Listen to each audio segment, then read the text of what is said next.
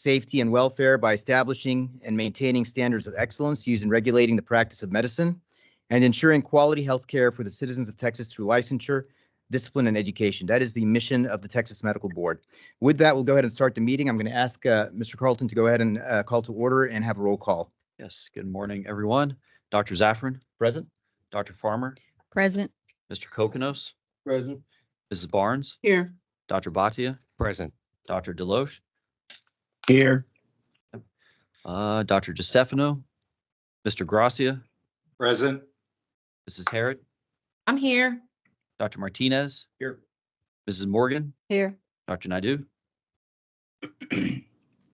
Dr. Nyack, Present. Dr. Quinones, Present. Dr. Tibbles, Here. Dr. Vanderwide. Yes, sir. All right, we have a quorum and may proceed. Great, thank you. First item on the agenda is a board member report. There's a couple of items I'm just going to highlight. As all of you know, we have a fingerprinting process that has been in place for the last couple of months as a result of previous legislation to fingerprint all new renewing licensees over the next couple of years. To date, over 8,300 physicians have successfully completed this requirement. We're asking all of our licensees to please continue being patient if reaching out to the Texas Medical Board about obtaining your 6-digit ID and the Texas Medical Board service code required for fingerprinting. Staff across all areas of the registration department are working very hard to answer those inquiries as timely as possible, while also still managing their normal responsibilities, with many of them working overtime to respond to fingerprinting inquiries alone. I understand that there's a lot of concern and heartburn when you may have only 1 week left on your license renewal and you're just starting that process. I would encourage all of our licensees to know that you can start the fingerprinting process as early as you want. It could even be a year before your license renewal. And once that process is done, you won't have to repeat it when you actually have to renew your license. So it just helps to kind of try to do that ahead of time and not wait until the last minute. Also, we have a CE broker launch. Texas Medical Board is preparing to partner with a company called CE Broker, which is a continuing education compliance system later this year. The goal of this partnership is to help licensees find, track, and report continuing education to the board, and will subsequently allow the board to further streamline the renewal process. This will be a free and optional service for licensees. It will be rolled out to different TMB license types in phases over the next year, beginning this June with our physician licensees and then to the other licensees afterward. Our licensees will receive detailed communication about the service as we get closer to June. The other thing is the Federation of State Medical Boards is an entity that all medical boards in the country partner with, including the Texas Medical Board. We are continuing to increase our influence with the Federation of State Medical Boards, increasing our partnership with them. Currently, I used to be the representative for the TMB to the FSMB. Currently, I'm actually on the board of directors of the FSMB, and Chris Balzola and Brent Carlton are serving as the representatives from the TMB also. We're fully utilizing the scholarships that the FSMB offers to increase our influence, and it's primarily to make sure that we are able to showcase the Texas influence and some of the things that we've done in the Texas Medical Board for our licensees, at least at the national level. The other issue that has been also percolating over the last couple of years, we've heard a little bit about the ketamine and the hydration clinics. This is going to continue being an area of oversight that we will continue to look over. I have mentioned before that ketamine clinics will be looked at as of right now, as of following the OBA rules, office-based anesthesia rules, if you're going to be operating a ketamine clinic. We consider ketamine to be an anesthetic agent as it's defined by the FDA. And as such, if it's being used in facilities outside of hospitals, we feel that it should be following office-based anesthesia types of rules. Finally, I'm just going to briefly go over some rulemaking that we're going to be doing later today. I'm sure all of you are here to listen to the first part and not this part. But I'm just going to kind of highlight how this process is going to work later on. As all of you know, the Texas Medical Board is proposing amendments to 22 TAC 165 by adding subchapter B, new rule, section 165.7 through 165.9 concerning exceptions to the abortion ban. The proposed rules have been published on the board's website at the following link. We can put that out there for everyone. The public may submit written comments on the proposed rule using a web form link that will be on the site. The proposed rules do not regulate or prohibit abortion, but are being promulgated to clarify the regulatory analysis to be utilized by the Texas Medical Board for our licensees. The rules are drafted or as drafted reaffirm that when investigating any complaint, it will be conducted consistent with the standard processes and disciplinary authority that applies to all complaints and investigations. Two other things that I will highlight, and I will say this later on in the meeting when we start looking at the proposed rule, is that as there is pending litigation around this issue, the Attorney General's office was consulted on this issue prior to rule language consideration. Also, the thing that I would also reiterate is the language that was put in the Texas Supreme Court ruling, which states that a woman who meets the medical necessity exception need not seek a court order to obtain an abortion. Under the law, it is a doctor who must decide that a woman is suffering from a life-threatening condition during a pregnancy, raising the necessity for an abortion to save her life or to prevent impairment of a major bodily function. The law leaves to physicians, not judges, both the discretion and the responsibility to exercise their reasonable medical judgment given the unique facts and circumstances of each patient. And as you will see later today, the way the rule will be presented is to, number one, help define what some of those definitions are that are already existing in the code, as well as the process of which we will consider a complaint if it comes to us as a medical board as we look at physician judgment, and also a directive to physicians on how to document, and also looking at medical necessity, just like we would with any other case that's out there. So when we look for guidance, a lot of it is more about process also and what we feel that physicians should be doing as they consider exceptions as we are defining it in law. So there will be more to come on that later on. There is a larger statement that will be released to the press later on also, so you'll be able to have that. And again, I will kind of go over this again as we get to that part of the rulemaking a little bit later on in the day. Just so that all of you know, we're going to be going through the entire agenda of the medical board first. There's a whole process to that, including listening to some cases that involves physicians specifically. Those sometimes take a little bit of time. When we go into executive session, which is when we start deliberating the issue itself, typically speaking, all of you would exit, but we're not going to do that today. We as a medical board will exit the room and go into executive session. And then as we finish our executive session, we will come back and start the meeting over again. At the end of the meeting, and again, I'll try to expedite most of this until we get to the rulemaking process, we will lay out what the rule looks like. We will read it out. We will debate it amongst the board members ourselves. We'll be able to ask some questions, and then we will consider what it looks like as far as putting it out or as far as approving it as is or with amendments, or possibly even not approving it at all. Once that happens, if there's an approval, the process will continue afterwards in a 30-day period of a comment period where the public and other stakeholders can actually provide comment. There may be a stakeholder meeting that we will announce at some point, also to allow for some more input. Those will all be announced at later dates. Toward the end of the meeting, we will also open the board for public comment. We do that for every single meeting. I'm sure that today most of the comment will be about one specific issue, but our intent is to allow everyone to speak. We give everyone 3 minutes. This is not a dialogue between the board and the public. It's an opportunity for the public to make comments, again, with that 3-minute limit, and be able to provide that input to the medical board. But again, we'll go through that process a little bit later on in the day. All right, with that, I'll go ahead and proceed on with the order of business. Next item on the agenda is consideration and possible action for dispositions below minimum guidelines.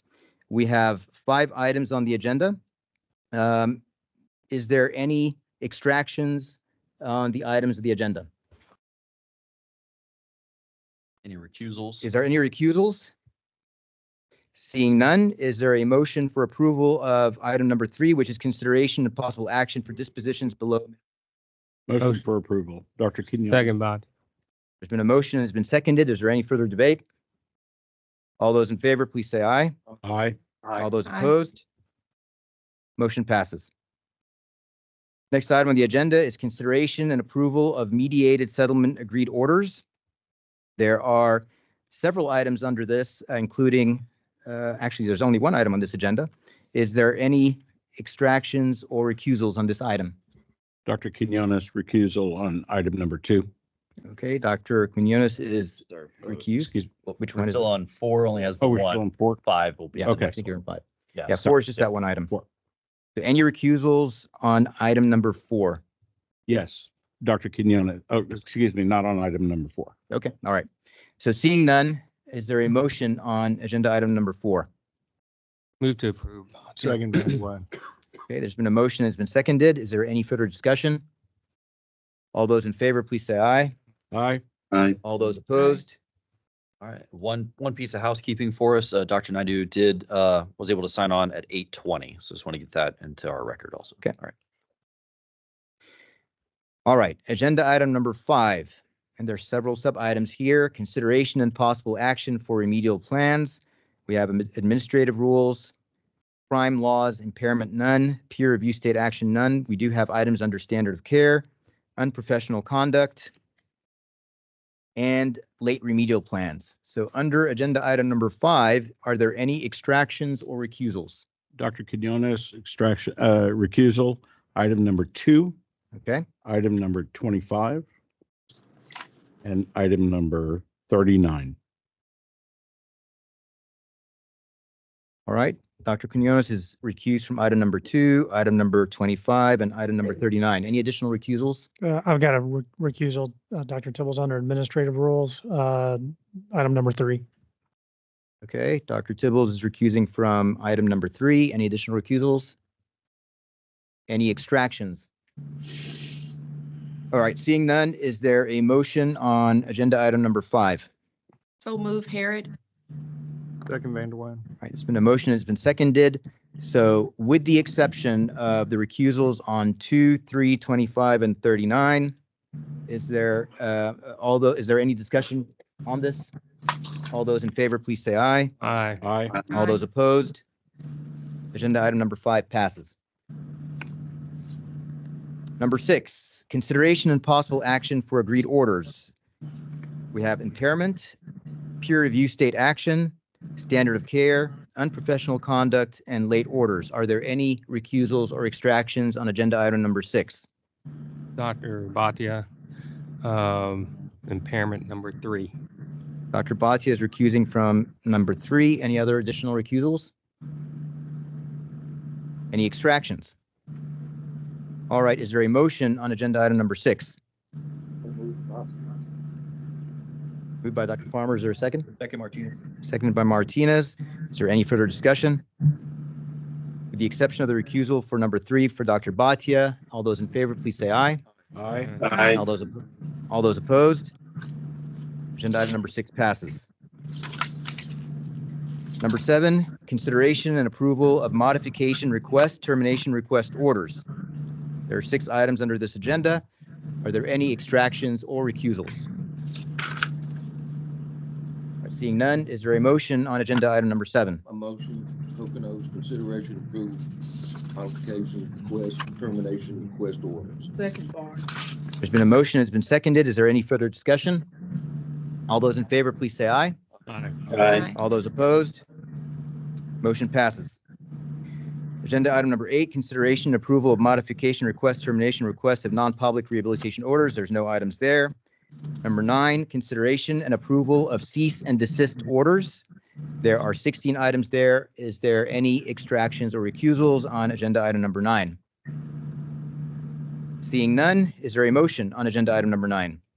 Move to approve Bhatia. Second, Morgan. Motion to approve and seconded. Is there any further discussion? Seeing none, all those in favor, please say aye. Aye. Aye. All those opposed? Agenda item number 9 passes.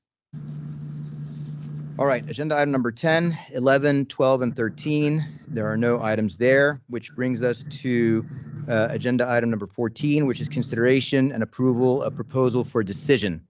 The First item on here is Dr. Fadi George Ghanem, MD, SOA docket number 503-22-09544. Do we have staff, and is the physician here? All right, can staff come up to present, please? Yes, Dr. Zafran, Shane Neldner will be presenting virtually for staff. Okay. And it's our understanding that Dr. Ghanem and his counsel, if they're appearing, will be appearing virtually as well. All right, are they here virtually? Let's take a look. Doctor, are you with us? Hello, I can confirm, this is Shane Neldner with the Litigation Division. I can confirm that opposing counsel is available in the waiting room, just waiting to see if he'll be let in. Okay. Alicia? can you- Yes, I'm looking. There's about 200 people on the list. So. Yeah, Okay. it'd be Dan Leip. Thank you.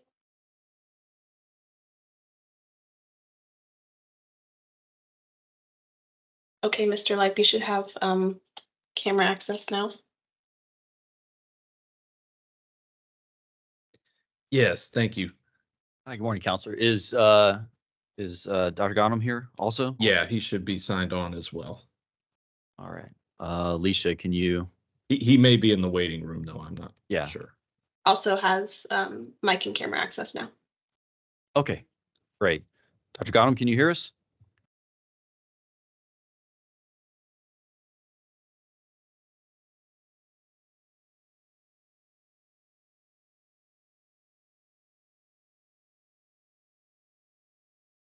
Dr. Ghanem?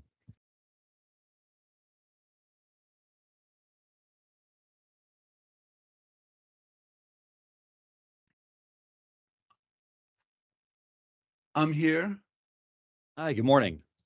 Good morning. Okay, I think everyone is here. Typically how we do this is staff will go first. They have a total of 10 minutes to make a statement and then reserve any time left for a rebuttal. And then Mr. Ghanem and his counsel will go second. So I think we're ready to begin. All right. Thank you, board members. I'd like to reserve the remainder of my time for rebuttal.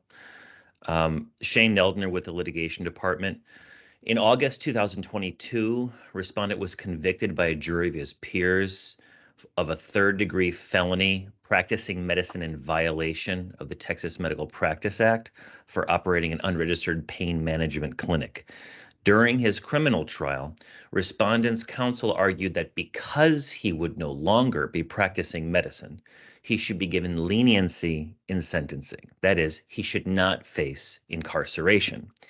That argument worked, and the judge sentenced him to 10 years of imprisonment, but suspended the sentence and instead ordered 7 years of community service. After his conviction, board staff filed a SOA complaint related to his criminal violations, and board staff won a motion for summary disposition, which resolved all of the factual allegations in the board's favor, and a hearing on aggravating and mitigating factors only was held on September 11th, 2023. As a result of that, the ALJ found the following aggravating factors present: 1 or more violations that involve more than one patient, increased potential of harm to the public, intentional, premeditated, knowing, or grossly negligent acts constituting a violation, previous disciplinary action by the board, and other relevant circumstances increasing the seriousness of the conduct. And it was specified respondent's representation to the criminal court judge that he would no longer be practicing medicine. Now, with his freedom from incarceration secured, respondent argued at SOA for several mitigating factors, which were calculated to allow him to return to practice. Respondent is here today to present a case that he should be allowed to return to practice. And to justify this, respondent would ask the board to set aside his assurances to the criminal court that he wouldn't be returning to practice, to set aside his board history, including the finding that his continuation in practice posed a continuing threat to the public welfare, set aside his criminal conviction, and set aside the criminal judge's observations of respondent at that trial, namely that respondent was very aware of the public scrutiny that comes with registering a PMC, that respondent demonstrated his hostility toward PMC regulations, and that respondent didn't get a PMC certificate deliberately because respondent thinks he knows better than everybody else. Now, nothing about respondent's attitude on these issues have changed since the criminal court judge made these observations. He continues to deny that he did nothing wrong by not registering his PMC. Now, board staff would ask the board to note that when his former clinic administrator expressed her concern that 80% of their patients were prescribed controlled substances, and he responded, quote, or paraphrased, if they stopped seeing patients who sought controlled substances, they would have very few patients.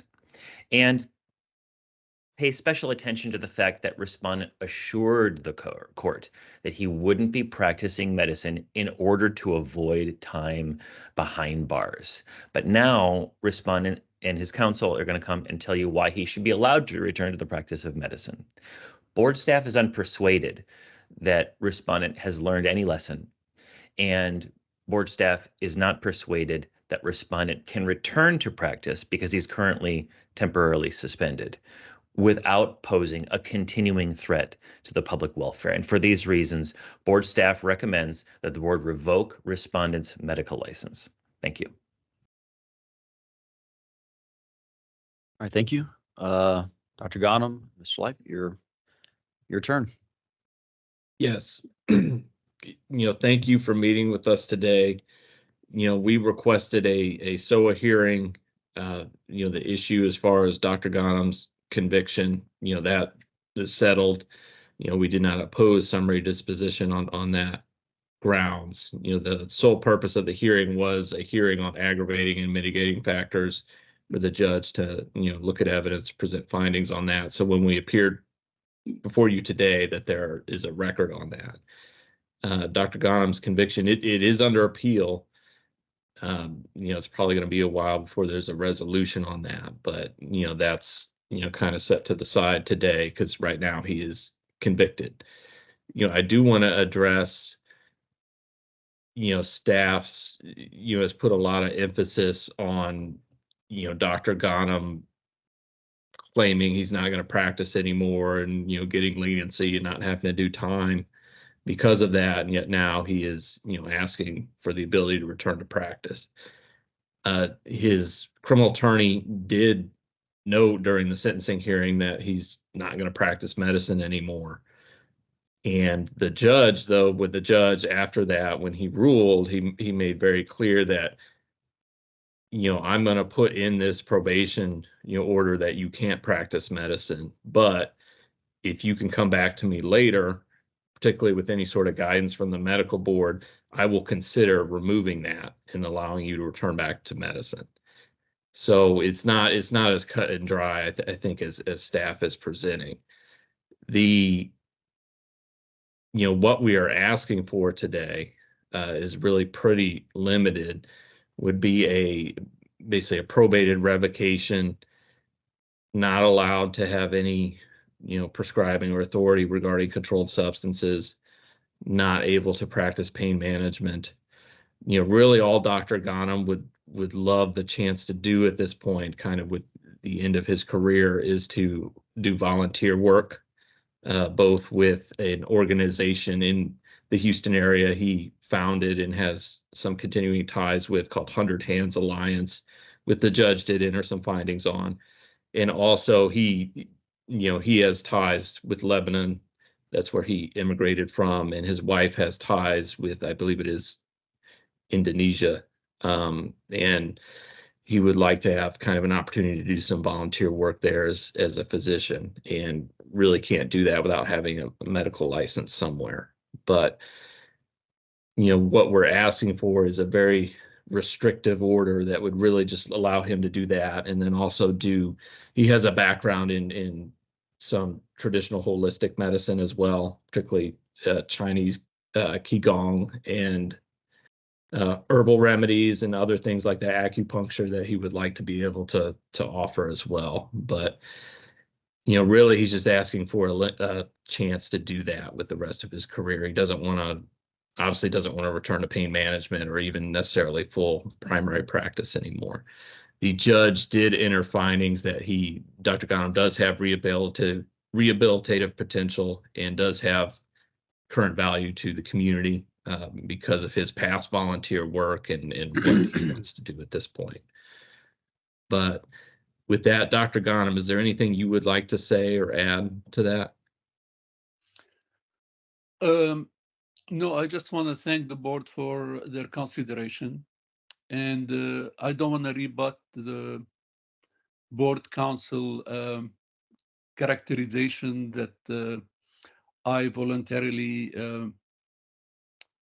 chose to not follow the board rules. I followed them based on my clinical judgment and understanding at the time regarding what it meant. I practiced based on my years of experience and training. I was board certified and recertified 3 times in family medicine. I followed the modules that we had in our training, how to treat patients with chronic pain based on my specialty and based on what was present at the time on the TMB website in terms of guidance that I understood it. I took additional training and certification in traditional Chinese medicine, both acupuncture. I'm certified in acupuncture and Chinese herbal remedies since 2016, and I use that with my patients as well. And I thought treating their basic medical problem in addition to their chronic illness would help alleviate their pain, as well as meet the criteria that was present at the time on the TMB website. But it seems this has to be clarified, and that's why I chose to appeal this, because this would be of value both to our profession in general, to family medicine, and to the board as well, that these rules, once clarified, they will be of use to all of us, where litigation intersects with the clinical decision making. And I hope I would come back someday in the future to the board and present the result of my appeal that would be useful to our profession and to really the clarification of these occupational codes that would benefit from what I'm going through. And that's all I have to say, and I appreciate your consideration. And whatever your decision is, I will have to live with it for the time being. And I hope we can intersect and meet again. Thank you. The final thing I'll say. No further comments. Thank you. The final thing I'll say is just getting back to his criminal case. Like I alluded to earlier, the court right now, he's not allowed to practice medicine as part of his probationary settings. But like I said earlier, the judge has made clear that he can come back later, particularly if there's any guidance from the medical board in the form of, a board order that would potentially allow him to practice medicine, that he would reconsider that and potentially allow Dr. Ghanem to, return to some sort of limited practice pursuant to board guidance. And that's essentially what we're pleading for today, is an order that would allow him to practice in some limited fashion for volunteer work, potentially doing volunteer work abroad even, if that was allowed by his probation. And, so he can present that to the criminal court and try and get that established. But with that, we'll go ahead and waive the rest of our time. Thank you. Thank you, Counselor. Shane? You may proceed. Thank you, sir. Just to respond to some of the things that were said, those words, the observations that respondent was very aware of the public scrutiny, those aren't my words. Those aren't characterizations that I have made up. Those were observations made by the criminal court judge who observed respondent at a criminal trial for several days, observed his testimony and his conduct in the courtroom, and observed that he was aware of what was required of him. He had an attitude that the PMC regulations were restrictive, came with additional scrutiny, and that he knew better than everybody else. That wasn't my observation. Okay, I want to make that clear.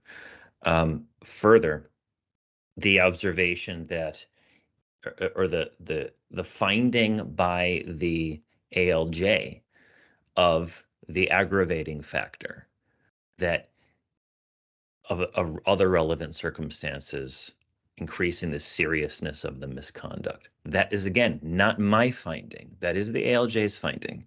And the ALJ specifically noted in that finding, in the proposal for decision, quote, that is respondent's assurance that he would no longer practice medicine during the sentencing portion of the criminal trial. That's set in stone by the ALJ, not me. And so I want to make sure that the board understands that. I would say that respondent has been out of practice since November 4th, 2019. So there is an active practice issue. And as far as respondent's ability to volunteer, both in the United States and in other places, he's free to do that. But board staff would maintain that his volunteering as a doctor, given the circumstances, given the factual findings, both of his criminal trial and of the SOA proceeding, that allowing him to return to practice now after all this time and considering the violations would be a continuing threat to the public welfare. And for that reason, board staff would ask the board to look at the final order that's been presented regarding a resolution of this matter and find revocation would be appropriate and adopt that final order. Thank you. All right, thank you. Thank you. I guess one of the questions I have, I mean, I understand that you were able to bring down your felony conviction and probate it, but that doesn't negate the underlying factors of why you were originally before the board and the fact that you were prescribing opioids and benzodiazepines to patients in a non-therapeutic type of matter. I'm a little concerned by your statement where you said that you were following TMB guidelines. Our guidelines are very specific as far as therapeutic prescribing and all the other types of testing and oversight and so forth that has to be done. And the other concern was the fact that you were prescribing to over 80% of your patients opioids and still having an unregistered pain management clinic. The guidelines and the rules are very clear that if you're prescribing to more than 50% of your patients, you have to have a registered pain management clinic so that there could be appropriate oversight. So again, I understand the criminal conviction, the felony and so forth, which makes it a straight revocation, but I don't want us to miss the fact that there were underlying issues even prior to that led to all these other things. So I don't know if any of the other board members have any questions as far as that's concerned, but I just don't want us to lose sight of the original underlying issue that was looked at with this case. If I may respond, both counsel, is it okay if I respond? Go ahead. I really appreciate Dr. Zafar. Is it? Zafran. Zafran, and I've followed your recommendations actually on the board website as well. And there was no opportunity for me to come back in front of the board and present any of the issues regarding patient care. There was at no point a decision from the board where I presented my case with the expert witnesses that I had that I did anything against what was the board rule, because every single patient I had, I saw them personally, clinically evaluated, examined, and treated their basic medical problem followed the guidelines of testing, of following the recommendation of the CDC and the board regarding what is appropriate, checked the PMP on every single patient and wrote it on their prescription with the diagnosis before the PMP requirement was even a mandate, after my issue was raised with in the Montgomery County.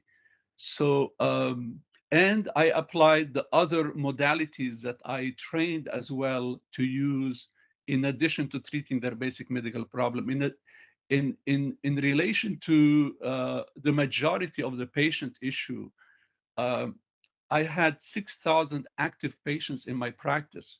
The 300 plus patients who came every month were required to come because I would not refill their medication without direct interaction because of the safety issue of these medications.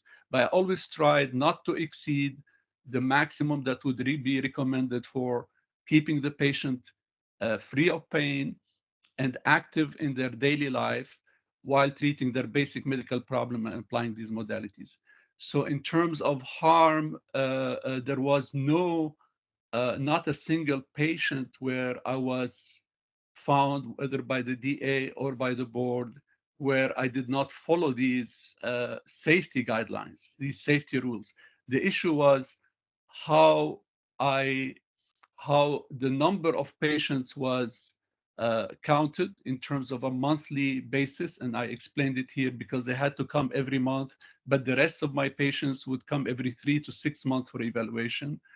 And the other issue is the issue of the modalities applied, which was an issue that was not clear to me at the time, but I'm not going to make here excuses. I think in terms of the appeal and the process I'm going through, I think it would be truly helpful both to the board and to the profession at large to clarify it more for further consideration later on. Especially as a family doctor, if we restrict the role of a family doctor treating patients who present to us for any kind of pandemic or any of the major issues we deal with, we are at the forefront. I was at the forefront of these issues that are coming to us every day. And I try to find solutions that would provide safety and appropriate care for them. Now, I was found guilty because of the violation of the Texas Occupation Code, but in terms of the board ruling, I was put on suspension from the beginning because of the initiation of this violation that I was, when the DA arrested me back November 2019, and I haven't practiced since then. But this is the first time really I was able to come in front of your esteemed board and colleagues of mine, maybe, to be able to present it. But I don't want to take more of your time, and I will abide by whatever your decision respectfully. And I haven't practiced since 2019, and I respect your orders, whatever they may be. That's all I have to say. And God bless, and thank you for your time, and keep us in your prayers. Thank you. Dr. Zafran, if I could respond. Yeah, go ahead. Go ahead. Thank you. Respondent had the opportunity to present those kind of expert witnesses at his jury trial, at his criminal jury trial, and he did present these arguments to the criminal court regarding the nature of the care provided, and the court rejected it and found him guilty of that violation. And so to suggest that this is the very first time, now it is the first time perhaps in front of the board, but it's not the first time he's able to make this argument, and it was rejected at a jury trial. So I just wanted to point that out. I guess the other question I would ask, Shane, is other than the inappropriate prescribing that he was found on, were there any other issues around harm to patients beyond the non-therapeutic prescribing? So Dr. Zafran, if I can weigh in just from a procedural perspective on that, the board's complaint at the State Office of Administrative Hearings initially did include standard of care, PMC. It involved allegations of patient death related to prescribing of controlled substances. All of those things were in the initial SOA complaint. At the point that the jury convicted Dr. Ghanem, the board amended its complaint to narrow the case to the conviction for that felony. And at that point, the judge ruled for the board and there were no more factual issues at play. And so the next step in the trial at that point at SOA was to move on to aggravating and mitigating factors. And so the hearing at SOA was solely limited to aggravating and mitigating factors. In front of you today, you have a proposal for decision by the judge. It includes findings of fact and conclusions of law. The medical board legally does not have the authority to change a finding of fact or conclusion of law. Those findings of fact and conclusions of law include findings of aggravating factors and findings of mitigating factors. And so what's in front of you, board, today is to weigh the aggravating factors, weigh the mitigating factors, and decide what sanction is appropriate. Amy, I understand. Okay. My question was big though, as to were there other issues outside of therapeutic or non-therapeutic prescribing that were part of what was being looked at? It's just a very, basic question. The case was about prescribing controlled substances to individual patients and also as a whole regarding whether or not he met the definition of a pain management clinic. Ultimately, he was convicted by a jury of a violation of the Medical Practice Act related to his PMC and related to his prescribing of controlled substances. And if I can add in real quick, just to clarify that, the proceeding that went to the aggravating and mitigating factors hearing, as indicated by Ms. Swanholm, it didn't involve allegations of inappropriate prescribing. It was really that he had been convicted of not registering as a pain clinic when he should have registered. And that was the sole issue at his criminal trial too, was just whether he should register or not whether his prescribing was, from a standard of care perspective, appropriate or not. Just thank you. And Shane, to clarify, he still has the felony conviction. It was the incarceration that was probated, correct? I think Shane's That's having correct. a Teams issue. He'll be back in just one second. That's right. That Amy is can correct, answer though. for it. Yeah. Okay. That is correct. Yeah, and that actually is probably the most important thing here, because regardless of what we think, if there is still a felony conviction on the books, regardless of whether everything else has been mitigated, that does kind of limit what we as a board can do. So we will look at this and take everything under consideration. But regardless of all the facts out there, sometimes, we are limited by what we can do just based on what the law says we can do, depending on what kind of conviction you have that's out there.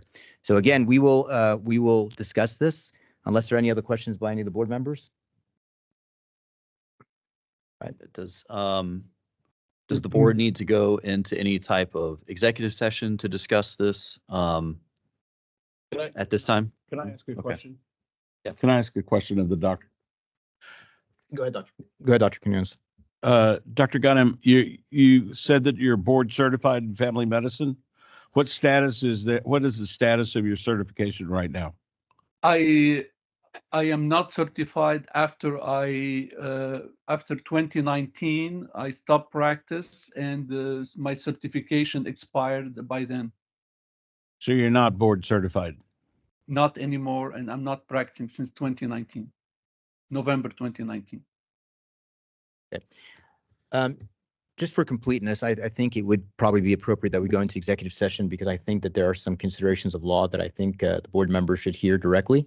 And that way we can, render a judgment appropriately and at least make sure that we're putting out the explanation of why fully. So with that, does anybody want to make a motion to do? Motion's been We made. go into executive session, Harriet. We are Second, going to Vanderway. go. Yeah, we'll figure out a way for you guys, but yes. Dr. Harrod was. Yeah. You guys will you'll get pulled over just like in the other virtual ones. Just those of us here in the room will step out. Audience, you guys get to stay where you are if you'd like.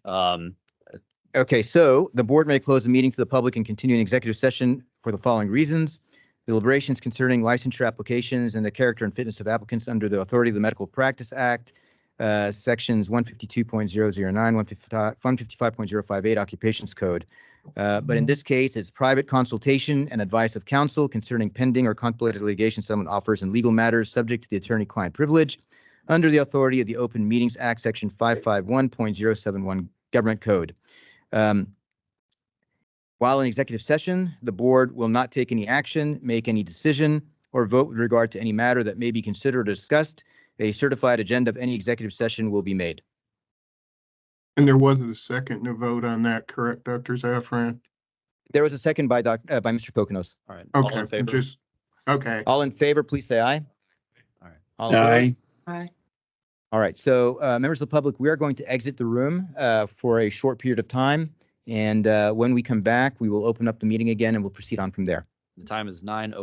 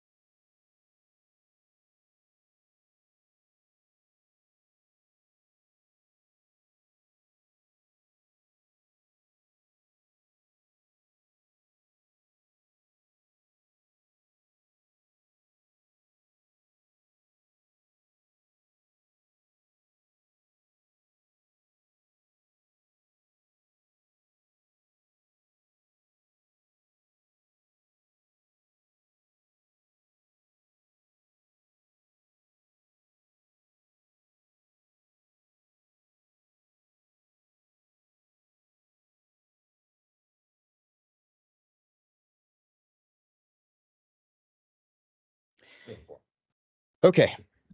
The executive session ended at 9:18 a.m. on March 22nd, 2024. There was no final action, decision, or vote with regard to any matter considered or discussed in executive session. A certified agenda of the executive session was made. Before we continue the discussion, I feel it's important to kind of explain the situation that we're in, Dr. Ghanem, because this is a little bit nuanced, and I want you to understand the constraints we are in as far as the law is concerned. House Bill 1998 was passed in the last legislative session that talked very specifically about convictions, charges of felony and final convictions. When somebody's convicted or when somebody's charged with a felony, the board is not given any discretion but to suspend a license. And I understand, I'm sure you know the difference between suspending and revoking. And that license shall remain suspended until a final conviction where it will be revoked. And, you can also have a conviction, but there's also potentially all pending appeals that may be out there. So from that standpoint, if you do have a conviction and you're suspended, the board does have discretion to have a licensee suspended until there is a final conviction after all appeals, where at that point, the license would go from being suspended to revoked. The board has discretion to take a suspended license and under certain rules reactivate it. The board does not have discretion to take a revoked license unless there are certain conditions met, like an overturning of a conviction completely, but it's a little bit more of a complicated process to reissue a license. So that is the general process of how the law looks, and those are the constraints at which the board is at. So with that, I'm going to open up any discussion from the board members and with discussion or any potential motions. Motion, please. Dr. Quinones? I make a motion. I move that the board adopt the findings of fact and conclusions of law as recommended by the administrative law judge in the proposal for a decision with the following change.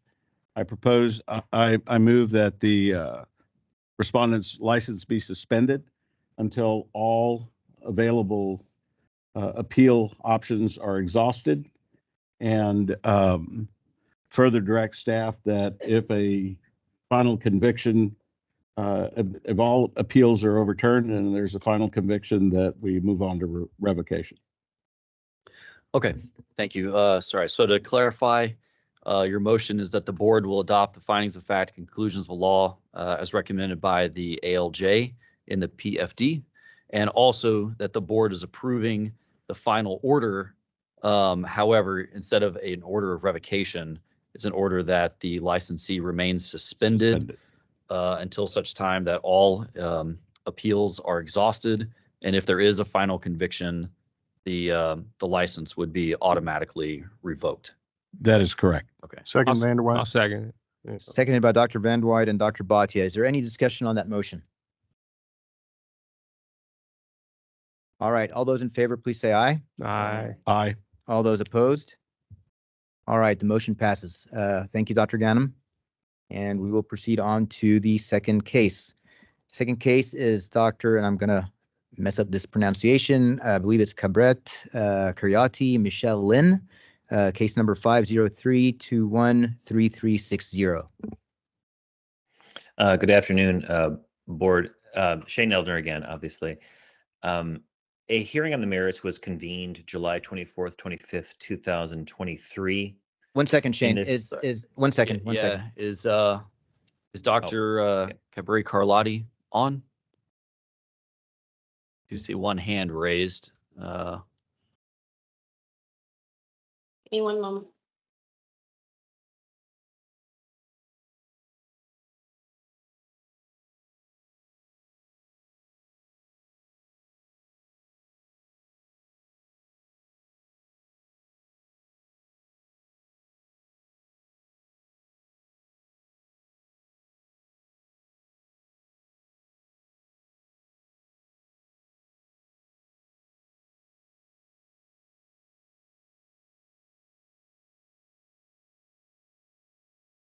You still have Jeff. mic. and camera abilities now. All right. Doctor, are you there?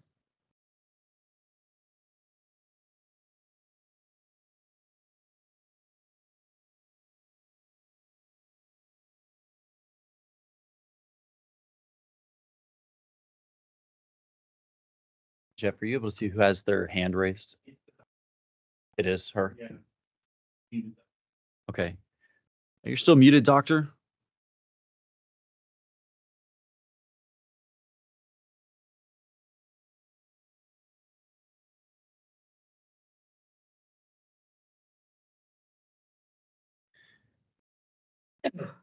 Doctor, we want to make sure that we can hear you and you can hear us before we get started.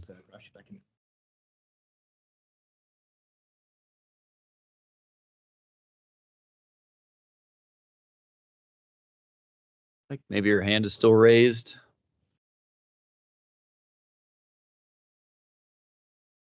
Yes, both individuals that have their hand raised, you both have microphone and camera abilities now. You will need to unmute your mic in order for us to hear you.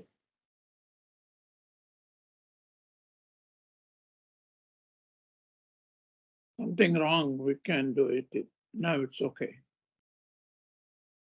That's right.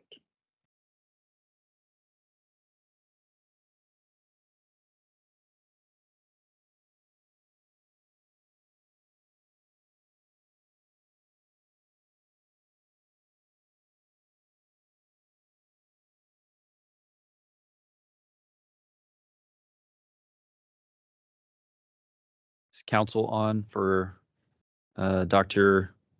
Is it Cabre Carlotti?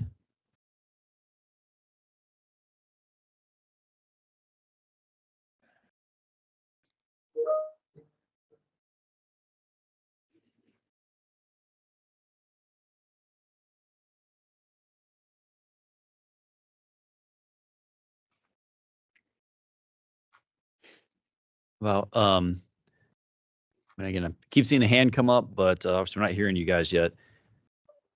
Alicia, can you and staff kind of get with them on the side and try to contact them and make sure that we can hear them? And in the interest of time, I'd recommend we just move ahead to some of these other agenda items that are brief, and then we can come back to it as soon as they're able to communicate with us. All right. All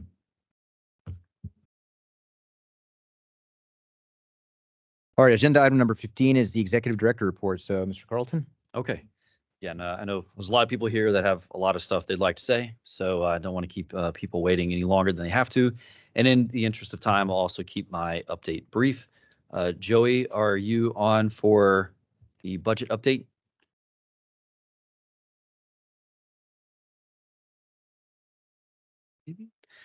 All right. Joey may be joining us here in a second. For the rule update, okay, so separate from the rule that's being discussed today, as the board is aware, we've been going through a full review of all of our rules. It has been, I believe it's 25 total chapters of rules. It is a lot. We've been working on this for over a year. All of the chapters have been gone through the kind of the initial process for review through staff and the other rule revision process. So what you can expect to see as board members is in time for the June board meeting, all of those rules will be available for you guys to start reviewing and considering. We'd like to maybe put them up a little bit early for you guys that you can access them before then, since they're pretty extensive for all of them. But you guys can start looking at that and seeing the suggested changes to the rules to update them, bring them a little bit more in the current times. A lot of these rules were written many years ago and they're in serious need of updating. So in the June board meeting, there will be quite a long list of rules. It will go through a similar overall rulemaking process as the rule that everyone is interested in today. So it will, if the board adopts the language, it will then go out for public comment. It'll be put into the register. Everyone will be able to see what the suggested changes are, and then start submitting any written comments on those. And so Potentially, the board after that, the June board meeting, the next time the board could even consider the rules would be during the August board meeting, but probably sometime in August or October.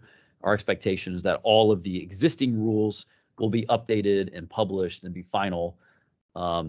Obviously, this one that we're talking about today is separate from that as far as the list we're talking about specifically. That one may take a little bit longer, but we'll get into that a little bit later.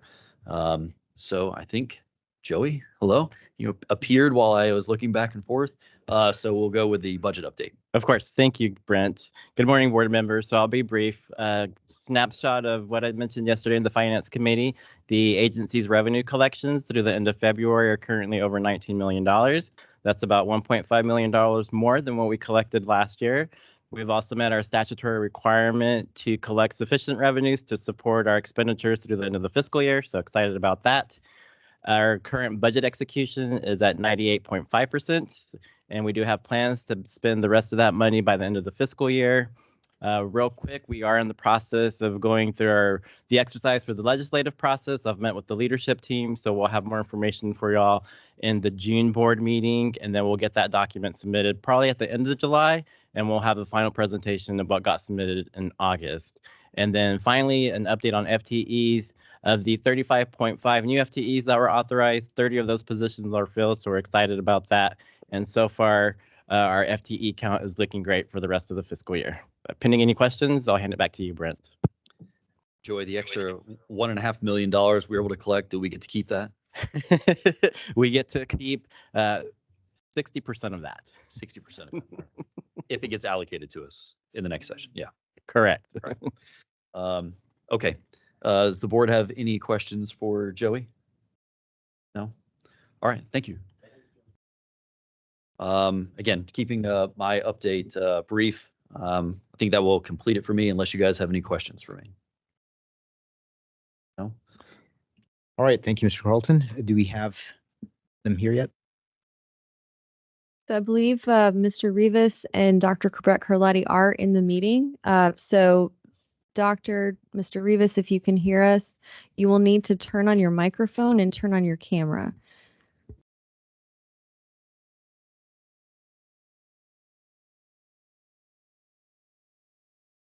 I can see a hand raising, but not hearing anyone yet. All right, I'll give you a few more seconds to say something. We'll move on to another item and then come back again.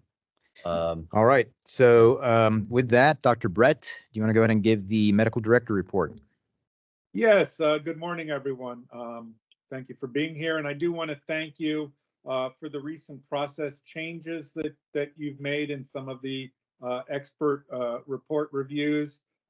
We've done a great deal of progress on getting caught up with the backlog. We currently only have 2 specialties in which we could use your help for suggestions of expert panelists. One is with oncology and hematology. That's been a perennial need that we've had. And secondly, we have a very specific request for pediatric gastroenterologists. We have some cases that require that specific specialty. So if you have any recommendations for experts in either of those fields, please pass them on to me and I will follow up with them. But I'll go ahead and keep it brief and leave it at that. Thank you, Dr. Brett. And with the changes in our reimbursement for our expert panelists, have we been able to get more folks on board? Yes, we've been able to recruit additional experts for that. We're doing very, very well. We actually don't need additional experts at this time outside of those 2 specialties. And that's really the first time I've been able to avoid just putting out a general call for experts. Great. Thank you, Dr. Brett. All right, Ms. Sloan, public information update. Yeah. Good morning, everyone. Just a really quick thing for you all. One thing, really. Right now, our kind of biennial customer service survey is going on. This is something that we're required to do every year as part of the strategic planning process, which, as you guys, if you're familiar with the process, it's kind of the first step of the budget planning process. And the entry into the next legislative session. So that's live on our website. Folks who sign up to receive our notifications would have already received a direct invite to participate, but if you didn't, you can see it on our homepage. That's going to be running through April, so there's still time to participate if you haven't, or you have colleagues. And of course, members of the public are always welcome to log in and submit their comments as well. We're going to have reminders about it in the next TMB bulletin, which should come out at the beginning of next month. And then we will also have information on CE Broker that Dr. Zafran mentioned in his report earlier. But that's all I have for you today. Thank you, Ms. Sloan. Appreciate it. Is Dr. Rowan here for a physician assistant liaison report? Yeah, this is Dr. Rowan. There are no issues or concerns to report from the PA board. Okay, thank you. And I'm going to look to you to let me know if they're. Yeah, they're still able to get in. We're just not able to hear them. We may end up just doing kind of what we had to do yesterday with a phone and the microphone. If we can get someone on staff to give them a call, and that way we can get back to that one and keep moving along. But for now, I think we can go to Mr. Freshour. Okay, just give me a signal. All right, consideration and possible action regarding pending litigation. Mr. Freshour? Yes, and good morning, board. I'm going to be much like Dr. Breton and Ms. Sloan, very short, sweet report, so to speak. There's a few appeals going up through, and those are your normal substantial evidence appeals where you've entered a board order and the physician or the licensee disagrees with it, and they've gone to state district court. Again, we've been prevailing on those for the most part with the Attorney General's office. We do have a couple of cases, one right now that is going up to the Supreme Court, and they've asked for some briefing on it. But again, that is a case you did a number of years ago, and it's working through the system. We're not sure where that will end up yet. When we know something further after the briefing, I will give you an update on that particular case. Otherwise, as I said, not anything really to report, just usual stuff going through. Ted Ross is our primary attorney at the Attorney General's office, and he's been doing a great job, and we've been prevailing, and your decisions have been affirmed across the board with the court in most cases. So doing very well in that perspective, and if there's any questions, I'll be glad to answer them. Thank you, Scott, as always. Right, thank you. We have just some reports that are here. Obviously, there's no need to vote on those. Report on suspensions of operation by operation of law. Report on cease and desist orders approved by the executive director. Report on automatic orders. Those are primarily a lot of other rules, as Mr. Carlton has indicated, that are not going to be considered until the next meeting. With that, I'm going to kind of hold for a second and see if we have our other licensee here. It looks like they're trying to call over there. Do we want to, let's see, Scott and General Counsel team, is the consent agenda ready? I believe it is, Mr. Carlton. I know that licensure minutes are ready. I think the last board meeting is ready. Ms. Tuthiller, Ms. Yarbrough, DPRC, I believe is ready to go. Is that correct?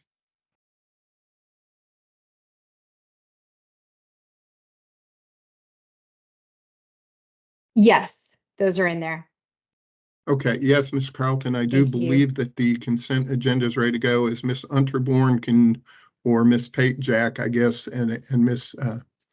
Nordstrom, our licensure minutes are ready also, correct? Okay, well, with that, then I'll go ahead and move on to the consent agenda. Yeah, we can do the consent agenda. Okay, so the first item on the consent agenda is consideration and approval of the December 8th, 2023 Medical Board meeting minutes and action items. Is there a motion on that? Vanderwide, move to approve. Motion and seconded. Is there any discussion? All those in favor, please say aye. Aye. Aye. All those opposed? All right, that motion I'm sorry, passes. who did the second? It was not captured on the record. Dr. Nayak. Nayak. Okay, thank you. Can y'all please turn your microphones on, just that way we can make sure that the audio is captured? Thank you.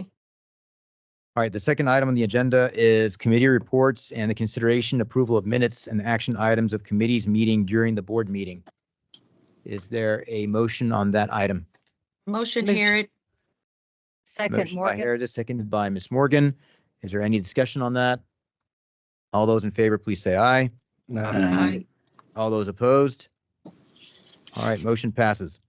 So we're going to go ahead and just wait until we can get our second licensee on, because the next item on the agenda. Okay, because the next item on the agenda is going to be the rulemaking process. So with that, let us go to the PFD. And just to clarify for the purpose of the audio, as you said, it's reports or agenda items number 20 through 24. I'm sorry, 25.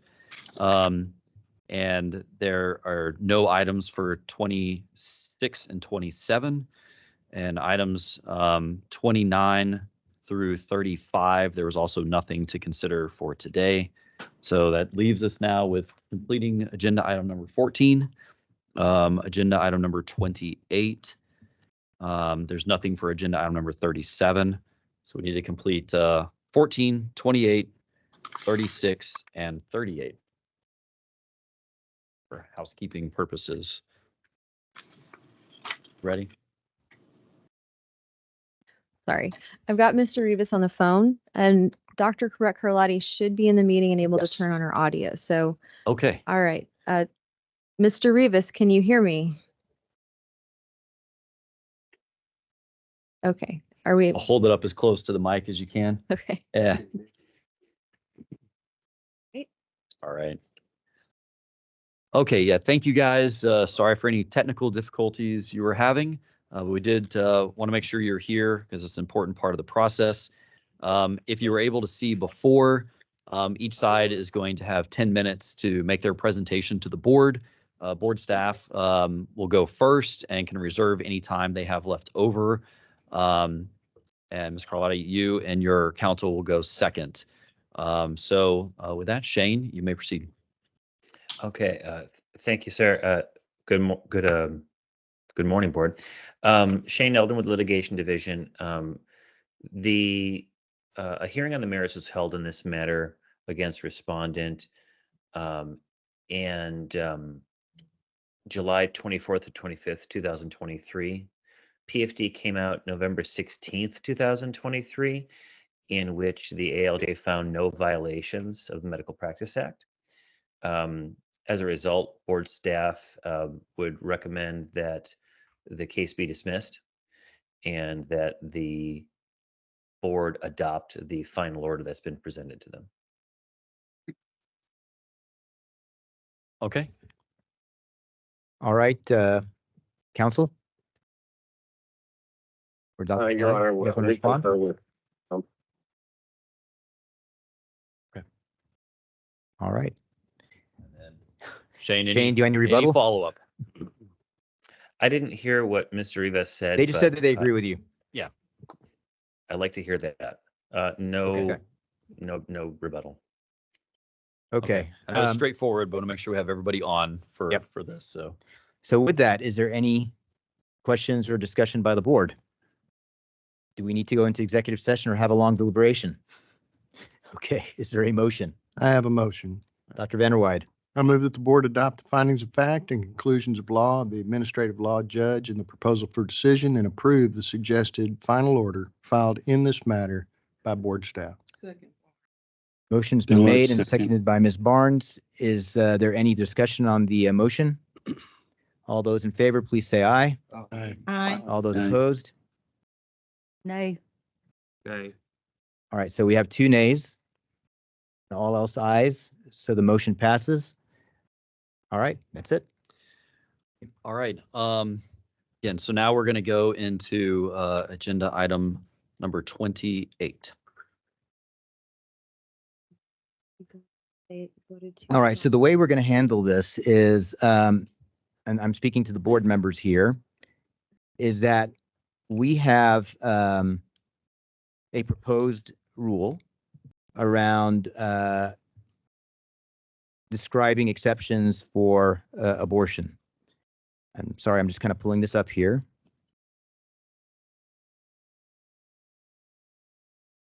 Okay, so to kind of lay out how this whole process has worked, there is a law that is passed, or that has been passed. There have been questions that were asked around certain processes or how exceptions are defined. And that question came up in a court ruling also, which ended up going to the Texas Supreme Court. And the Texas Supreme Court gave some suggestions that the medical board can give guidance on this issue. Initially, of course, as there were a lot of pending litigation going on out there, we needed to hold off on doing anything until we got some direction from our counsel as to what we can or what we cannot do from that standpoint. In the meantime, there was a petition that was entered for a rule, that was made for a rule. And by law, when a petition is made, the board has 60 days to consider the petition for rulemaking. And with that, we are able to look at all the legal factors that are around it and make a decision as to whether we will or we will not adopt a rule. The decision was made that we would put a rule for consideration to the board and that we would discuss it here today. And based on that, make a recommendation on whether we approve it as is or with modifications or to not approve it. When or if it gets approved, it would go out for public comment. That public comment would last a period of 30 days. As the board would meet afterwards, we would take all those public comments into consideration, and we can either modify the original board rule as it was adopted for consideration, or we could make substantive changes. If substantive changes are made, again based on additional input, then it would have to actually go out for additional public comment. If there are no substantive changes that are made, the board rule at that point could potentially be adopted and finalized. So this process, at a minimum, would take until the next board meeting. But depending on how we decide to change things at the next board meeting, it potentially could go on to another board meeting after that. So in general, that's how the process works. I think there's a couple of things that I had mentioned earlier on as far as considerations that we did as far as the rule is before I actually read it out. Number one, as I had mentioned before, because there was pending litigation around the issue, the Attorney General's office was consulted on this issue prior to the rule language considered.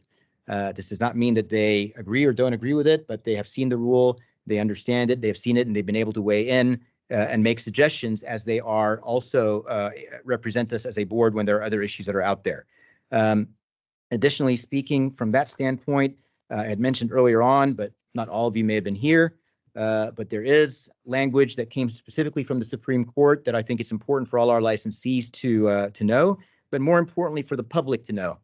And again, specifically, and I'll read out the language from the Supreme Court language itself. It says, a woman who meets the medical necessity exception need not seek a court order to obtain an abortion.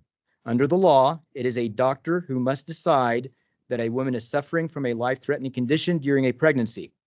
Raising the necessity for an abortion to save her life or to prevent impairment of a major bodily function, the law leaves to physicians, not judges, both the discretion and the responsibility to exercise their reasonable medical judgment given the unique facts and circumstances of each patient.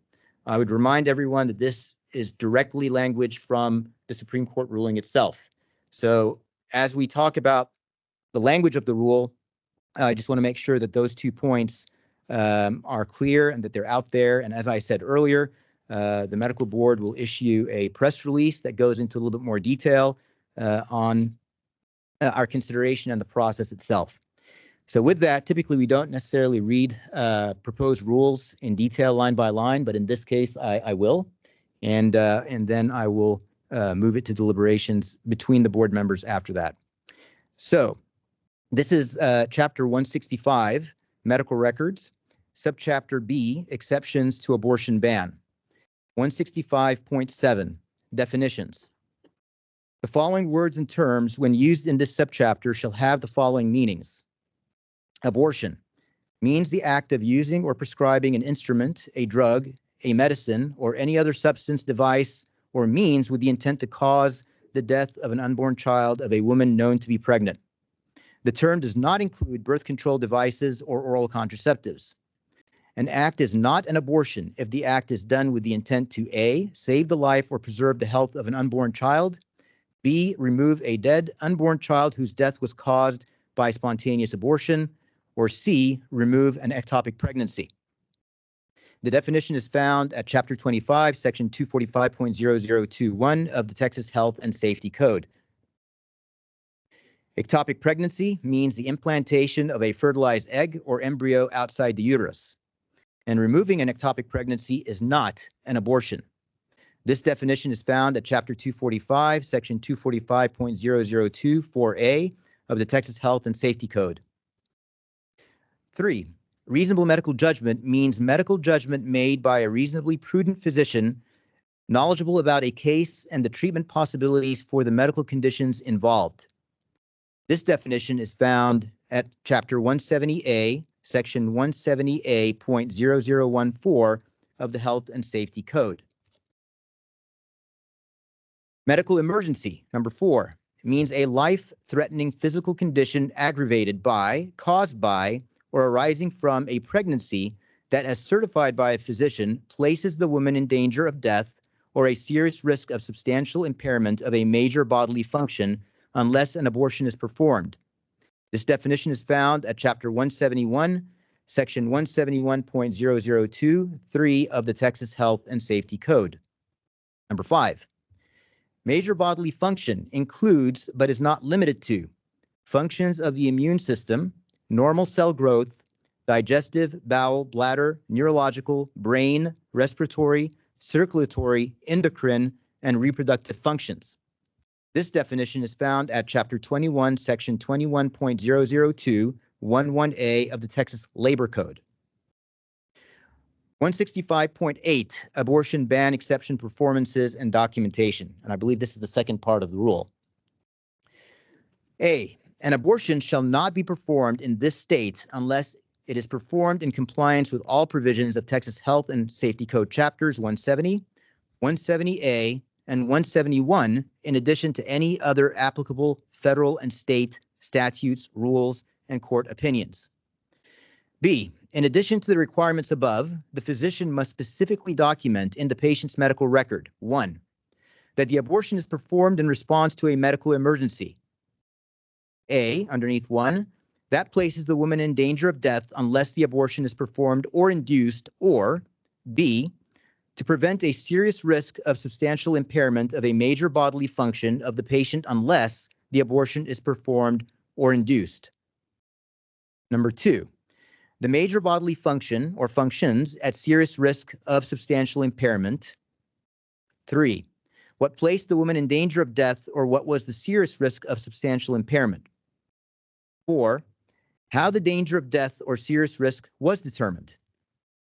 5, how the decision was made to proceed with an abortion based on reasonable medical judgment, including A, what diagnostic imaging, test results, medical literature, second opinions, and or medical ethics committees that were used or consulted, and B, what alternative treatments were attempted and failed or were ruled out. Number 6, how determination was made that performing a procedure in such a way as to give the child the best opportunity to survive would create a greater risk to the woman. And 7, whether there was adequate time to transfer the patient by any means available to a facility or physician with a higher level of care or expertise to avoid performing an abortion. The third section, 165.9, complaints regarding abortions performed. A, the Texas Medical Board will review complaints and perform investigations regarding abortions using the board's standard complaint process. B, if a complaint is determined to be jurisdictional to the board will use independent expert physicians as provided in Texas Occupations Code, Section 154.0561, to review the available information, including the patient's medical record. C, any decision by the board to either dismiss the complaint or discipline the physician who is the subject of a complaint is separate and independent of any other possible criminal or civil action under the law. If the board is aware the licensee is subject to a pending criminal or civil action, then the board may defer or delay action. Depending on the outcome of criminal or civil action, Texas Medical Board retains the authority to investigate and potentially take disciplinary action. That is the text of the rule. I'm now going to open it up to the board members to ask questions and to deliberate between us as board members. I have a question. Dr. Quinones. In section 165.7 under definitions, item 1, abortion. Item B, remove a dead unborn child whose death was caused by spontaneous abortion. Should that not be spontaneous fetal demise? The specific language is coming directly from Chapter 245. Okay. So that's how the statute is worded. Okay. And again, for clarification, these definitions were put in here because some of them were things that people would come to the board and ask some questions about. Well, what about an ectopic pregnancy? What about, if the fetus has already expired? What is reasonable medical judgment? What isn't a medical emergency? What is a major bodily function? And so we try to put all that stuff together in one place to make it easier for people to see and to make it clear that this is what the board will be looking at as far as definitions for those terms. Okay. One other thing that I will just go ahead and state here, and I understand that there was a desire to have a list of potential conditions that would fall under these definitions. We've had this experience somewhat with COVID, where we were looking at conditions that would meet the criteria for not allowing elective surgeries. And it was very difficult for us to go down that path. We actually put out FAQs at the time, but we also still, in spite of that, we're getting a lot of questions about different circumstances out there that frankly we could not anticipate or really get into the minutia of every single case. The reason it's difficult to actually adjudicate that is because you can have a very similar condition, but depending on the other circumstances that are going on with that case, and that's why we have expert panelists that look at that, medical judgment is really not whittled down to a list of conditions. You're really looking at the totality of an issue that goes beyond a specific circumstance. I understand it may be easy that, you may have a chromosomal abnormality. We can list a couple of things here and there. But when you do that, it becomes difficult to go into what may not have been listed. So if this specific one wasn't listed, does that mean that that's not qualified? You have to go back and actually redo all the rules again. Did you not anticipate this one specific circumstance? Things may change as far as what medicine can do to save a baby's life. So a condition that may apply now may not necessarily apply later on. And as the Supreme Court ruling said, it really defers to medical judgment based on what the standard of care is out there in the community based on specific and certain conditions. And as such, you can't put a list out there that defines what medical judgment may or may not be with every single circumstance that's out there, because not every circumstance is exactly the same. You can have two conditions, but two very different circumstances, including where it may have happened. Was it in an area where you could not transfer the mother to an area of higher level of care? And that was actually included in the rules as to whether that was possible or not, which of course would have to be very specifically documented. So given that kind of circumstance, you can have a condition that would be potentially looked at one way in one scenario, but the exact same condition in a different scenario looked at in a different way. And you actually cause more harm by listing conditions without understanding the nuances. You restrict what our expert panelists would be able to do and what they would potentially be able to determine without looking at all those specific circumstances. So from that standpoint, restating definitions that are already in the statutes, and explaining what the process of how we would deal with a complaint, which primarily is, again, going to our expert panelists, which, as you may have heard earlier on, are physicians out in the community or experts in the specific field who can look at a case in an exhaustive way, look at all the circumstances, look at the medical records, look at the documentation, look at the nuances, look at the mitigating factors, and come up with a recommendation to the medical board. And the way that process works is that we have two expert panelists that are typically looking at it. If they are unanimous in their recommendation from the standpoint of standard of care, it comes directly to the medical board that way, whether it's unanimous in saying that the standard of care was met or whether it was unanimous in saying that the standard of care was not met. If the two of them disagree, it goes to a third expert panelist that goes into a lot of detail as to what their recommendation would be. And at the end of the day, again, it comes to the medical board as a whole. We hear it as a whole, and we can opine on it. Even when we make a determination if something was followed as we think it should have or not, even that can be appealed and go to SOA, which is the State Office of Administrative Hearings, as you have seen earlier today with those two proposals for decision. When it goes to a SOA hearing, it goes to an administrative law judge that looks at the findings of fact. In those instances, both sides can actually provide more evidence. There's discovery. It's a full-blown court process hearing. The PFD, proposal for decision that is given by that judge, comes back to the medical board, and we as a medical board are confined by the findings of fact that the judge has determined. And again, that is based on expert panelists, expert witnesses, that was heard on both sides. And from that standpoint, we are able to look at those specific findings of fact, and we can make a judgment specifically based on those findings of fact. We can't change the findings of fact, but we may or may not have discretion depending on what that is. As I said earlier, if it's a felony conviction, for example, we don't have discretion. But in other instances, we have discretion. There may be instances where we would have to refer it to law enforcement. There may be instances where it may involve an institution, and we refer it to another state agency if it's not involving specifically a physician, or if it's involving another licensee. For example, if it's a nurse practitioner, it may involve the nursing board. If it's a physician assistant who are operating under prescriptive authority, it would fall under the medical board because physician assistants are under the medical board. So again, just kind of going back to that whole overall process is that giving an exhaustive list, we felt, again, this is up for debate. I'm sure we're going to hear a lot of comments as public comment comes out in the next 30 days. And this is something that we will look at and we will debate again, and we can deliberate on, and we can make a decision. But that is the overall arching theme from our standpoint as to why we were very hesitant into putting an exhaustive list out there, that in fact it would hinder the ability of specific circumstances to be looked at in a way that would be fair to both parties. Brent.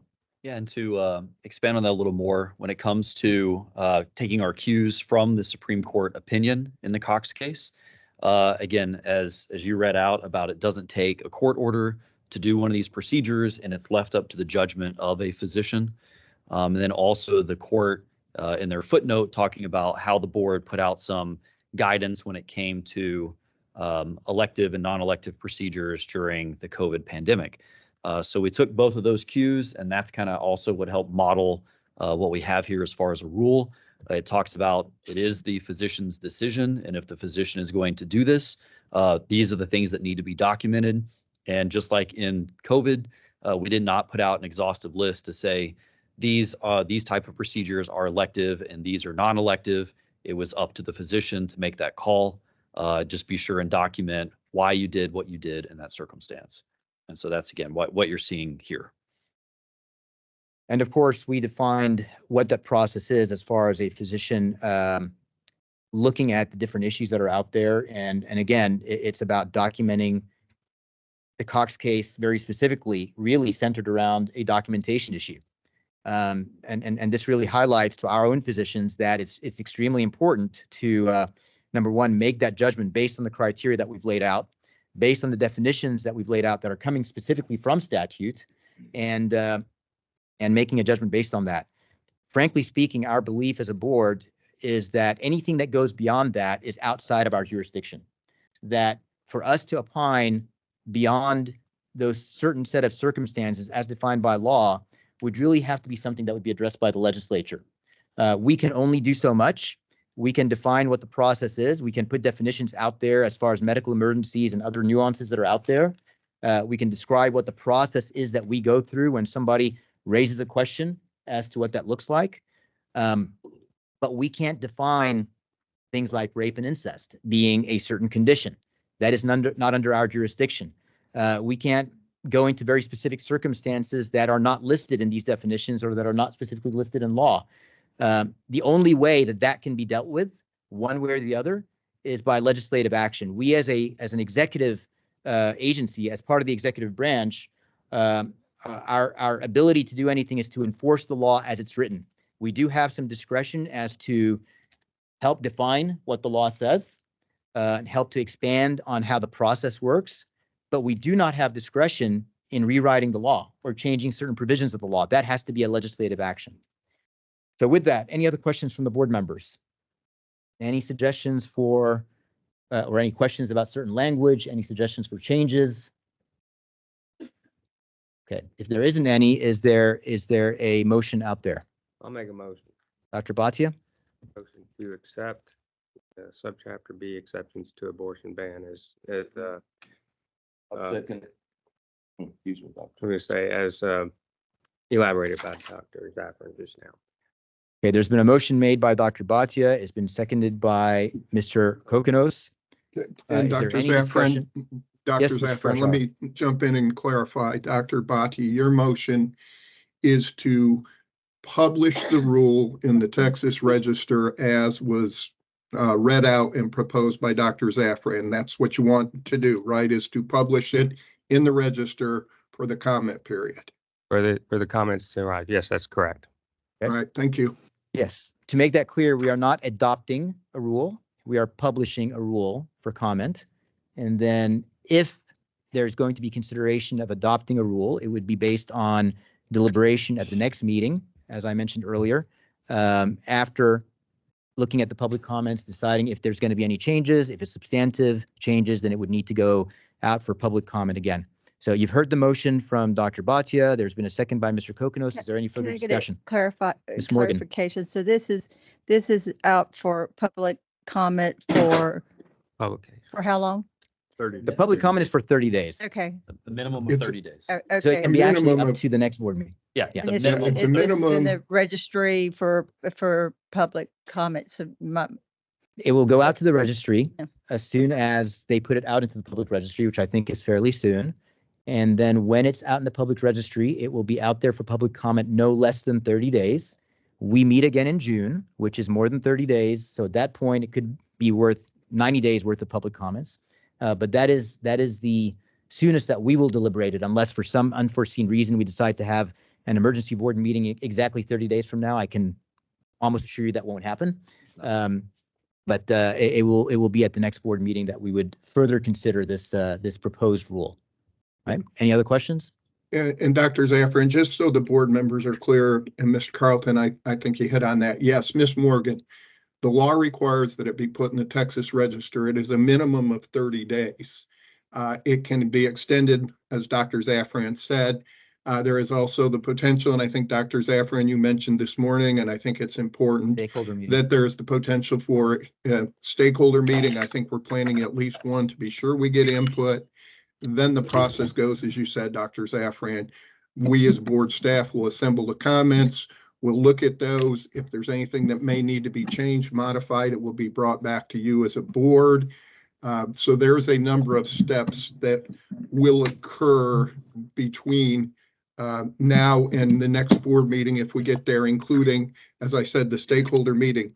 The other thing is, and Mr. Carlton, you may want to talk to the individuals that are at the meeting, that we have also, we'll have a link on our website if the rule is in fact adopted with the pending motion. It's going to be on our website. There's going to be a link with a comment form to facilitate your comments that you can go on and click and fill it out for the board. So those will be assembled for my staff and my office along with the board.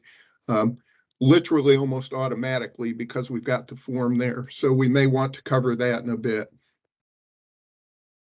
Yeah, absolutely. That is something I was going to cover before we begin the public comment portion of it. Yep. And Brent, can you just please help explain to everybody how we're going to announce the stakeholder meeting? Yeah, like we said, there's going to be at least one. Again, depending on how that goes, there may be additional ones, but that will certainly be announced. Do you want me to cover that now or Yes, do go the ahead and motion? cover it now. Okay. So stakeholder meetings are an opportunity to have kind of like we're doing here. It can be in person and hybrid and virtual also, and have individuals take that opportunity to provide comments to the board and to board staff. We will have at least one of those. We may have more than one, depending on the amount of comments we get and requests that we get for stakeholder meetings. Obviously, we want to get as much input as we can from the public on it. Whenever it comes time for doing comments, it really is most beneficial to the board when those comments are submitted in writing. It's also okay if you want to appear and kind of read through your comments that you're presenting in writing. And then there could be an opportunity for a back and forth, not in this forum for this meeting because it's a public comment period that we're going to get to in like a kind of a normal open meeting. But when you have a stakeholder meeting, you have more of an opportunity for a dialogue back and forth to ask questions and get clarification. But again, it is really most helpful for the board if we get the comments in writing, either through the web form that is going to be on our website, and we're going to try to put as much information on our website as possible to help you guys stay informed of where we are in the process and the current information. Again, all that will not hit the website until the board actually votes to adopt publication of the rule. But again, we will have more than one, at least one, probably more than one stakeholder meeting. Again, this may take a while to go through the entire process through the Administrative Procedures Act. The board does have to review every single comment that we get. We need to respond to every comment that we get. So this may take many months, and in all likelihood will probably extend past the June board meeting, possibly into August or even October. All right, so there's a pending motion out there. Any further discussion? All those in favor, please say aye. Aye. Aye. All those opposed? Are there any abstentions? All right, the motion to publish the rule passes. All right, so with that, we are going to move into the public comment period. And before we do that, I am going to do something that we don't typically do, which is contingently adjourn the meeting, because I want to make sure that if we don't have a quorum at the end of the public comment period, that we don't get stuck not being able to adjourn the meeting and then end up with a 3-month meeting until June. So I'll make a motion to go adjourn. ahead, Dr. Batu. Okay, so again, this is unusual for us. So the motion would be to adjourn the meeting at the conclusion of public comment. Yeah, we're making that motion now ahead of time, but Dr. Bhatia, that's your motion. That's my motion, yes. it Seconded is. by Dr. Quinones. Second. Is there any questions? All right, all those in favor, please say aye. Aye. All those opposed? All right, so that is passed. So with that, we're going to go to the public comment period. There's a very specific process that we put in place with this. I'm going to kind of hand this off to Mr. Carlton to help with this process and kind of lay out the rules and how we do this. As Mr. Carlton said, this is not really typically a period where it's a debate back and forth between board members and the public. We typically leave that for stakeholder meetings. So there will be other forums for that. But we obviously are very interested in hearing what you have to say.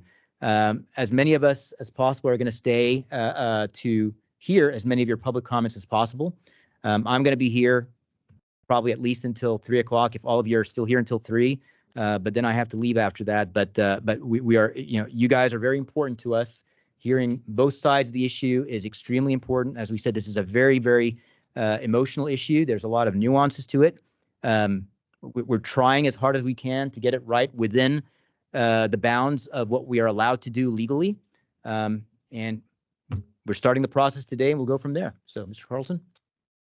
Okay, so this is the only item that's left. So as Dr. Zaffron said, we'll be here until public comment is concluded.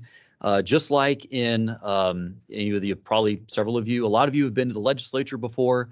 You probably will see we were not going to take any breaks once we start this. So if you need to get up and go to the restroom or get something to drink or whatever, you can move around. The board members will do the same, and we'll just keep going through this and listening to the comments.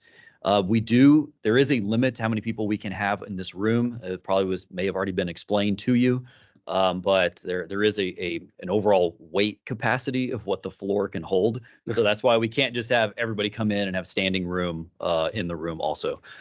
So what we would ask though is in consideration of other individuals that are here and that want to make comments that are not in the room currently, that once you make your public comment, if you would please be considerate of the other people that would like to come and make comments. And if you wouldn't mind trading places with them, kind of in one of the overflow rooms that's in the hallway, and allow them to come in and have the opportunity to make their comments also. One of the other things that we were going to do is there is the sign-up sheet that everybody, I believe, signed up on. Did anybody not sign up? Okay, good. We're going to go through the individuals that are here in person first, and then we'll move on to the individuals that are online. Presumably, not that their time is not important also, but they may not have to deal with issues like parking, and some of them may be in their office or their home or somewhere that is perhaps a little more comfortable than where you are sitting in this room altogether. So that is how we're going to proceed. We're going to go straight down the list here of how you signed in. Everyone is going to get 3 minutes. Obviously, we're going to be pretty strict with the 3 to keep this moving along, again, in consideration of everybody else. So we will go ahead and get started. And first on the list is Steve Bresnan.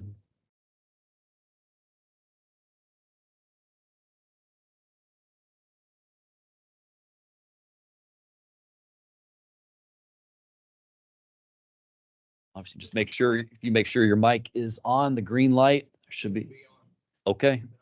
I can't see the. Is there a green light on there? All right, great.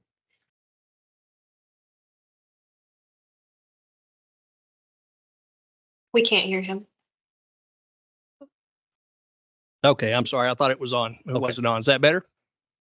Yes, sir. Thank you. Okay, great. Good. You don't get to be my age without learning a few things. And one of the things I've learned is that I would appreciate requesting if y'all would allow my co-petitioner, Amy Bresnan, my law partner and wife, to join me. And she's second in the list there. Yes. And I'd like for her to go first, if you don't mind, because I'll never hear the end of it when I get home. Absolutely. You may defer to. Thank you. To Ms. Bresnan.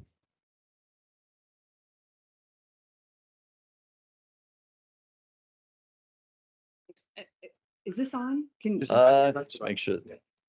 Anyway, thank you for your consideration. And by the way, I always open and Steve closes. So thank you for meeting our needs there.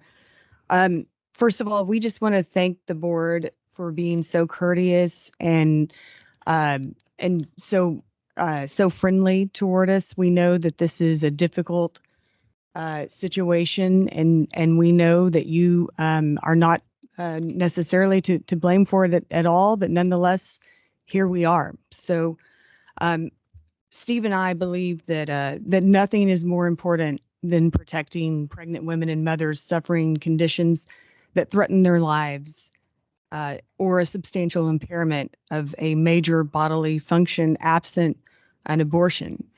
And I want to make something very clear, and we've been asked this a lot. We are not representing a client, and at the risk of giving the lobby a good reputation, every now and then we do something out of conviction and not because we're getting paid. We do something because we believe it's the right thing to do, and frankly, more importantly, because we care about our state. Frankly, it's why we're all here. It's why we all came to the capital city to work in and around state government. There's nothing more important to us than Texas. And with that in mind, we are extremely concerned about the current situation. that expectant mothers face here in Texas. And we believe that rulemaking is the right thing to do. But more importantly, the Texas Supreme Court believes that rulemaking is the right thing to do. And for that, y'all are to be commended for taking their advice, which they were not shy about giving in the opinion. And by the way, the good parts of that opinion are on pages 5 through 7, if anybody is interested. As we move forward, we ask that you not let the perfect be the enemy of the good. We also ask that you not make the situation worse. In fairness, the legislature did not know that Dobbs would completely overturn Roe. In fact, most of the legislation had already cleared both houses before the United States Supreme Court even announced it was going to take up Dobbs. And at that time, everyone believed it would just be up to 15 weeks and not at 0, which is where we are today. And I think that's important for people to remember when Steve talks about the passing of this hot button issue from branch of government to branch of government. So it's important to remember how we got here. I want to make this point, and I've made this point in the media. Our petition is nothing short of pro-life. We all know people who are concerned, young families who have expressed anxiety about starting a family under these conditions in Texas. And we all know somebody who under the pre-Dobbs, under the old law, who faced very similar situations to the ones like Kate Cox and other women who were able to be treated not only in the state of Texas, but in their city. They did not have to leave. Today, women have to leave. That is concerning. And I am not talking about elective abortions. I am talking about abortions where there is no choice. The mother will die if she is not treated. And finally, we are extremely sympathetic with the idea of not wanting a list. We go to the legislature all the time and fight lists. Sometimes we're for lists, depending on what the client wants. But we completely understand the apprehension around list. And I do want to emphasize that in our petition, that was a non-exhaustive list, but we nonetheless understand. And finally, and I'm going to turn it over to my husband and law partner, Steve Bresnan. We do once again ask that y'all consider all 5 elements in the Cox case. I know that it sounds like some of them have been codified in the proposed rule. We do encourage y'all to consider all of the 5 elements. And with that, I will close and turn it over to Steve. I'm just going to say that, we gave you guys a little bit of deference because you're the original petitioners. But in general, let's try to hold to the 3 minutes. Again, I'm sorry. I understand you guys are the original petitioners, so I'm going to give you guys a little bit of discretion. Yes. Sir. But if you multiply that by 100, it's going to be a very long day. We completely We're used to agree, legislative and hearings. We know exactly what Yes. you're talking about. Okay. And I'll try to make up the difference. All right. How's Thanks. that? May I begin? Yes, go ahead. I'm used to knowing what I'm talking about when I'm talking about it. I think my friends in the back of the room will attest to that. And since we haven't seen your draft, I'm talking about something that I don't know about, except for what you've had the courtesy to read to us. But I'm not going to use my time complaining about process.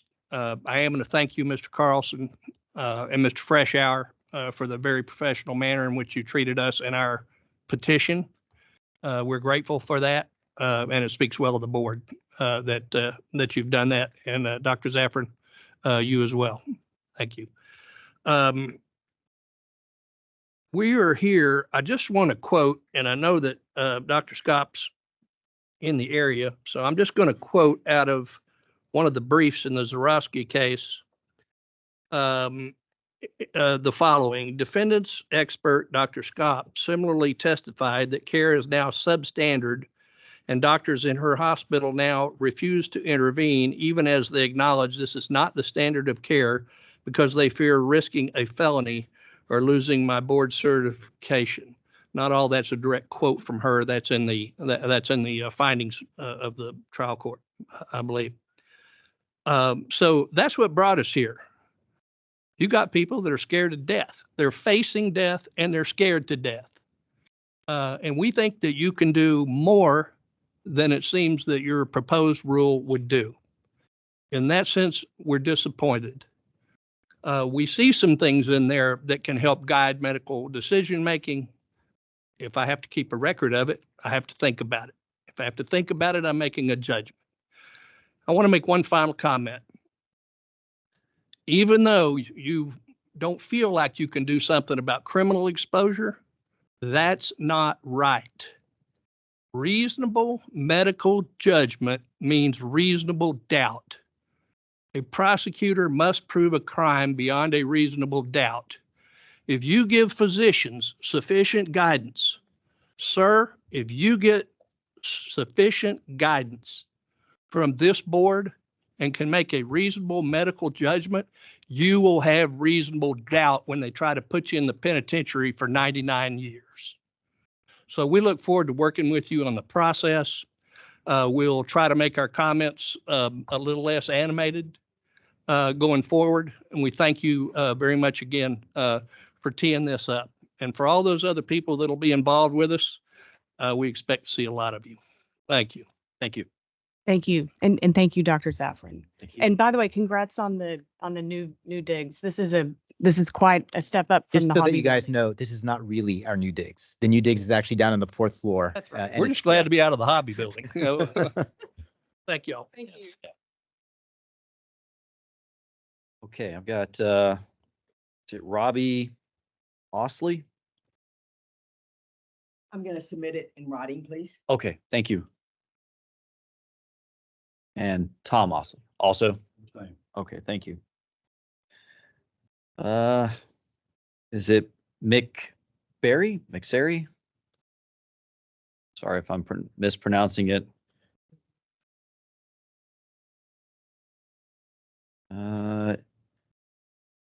Is it Mignon? You do not wish to speak. No? Okay, all right.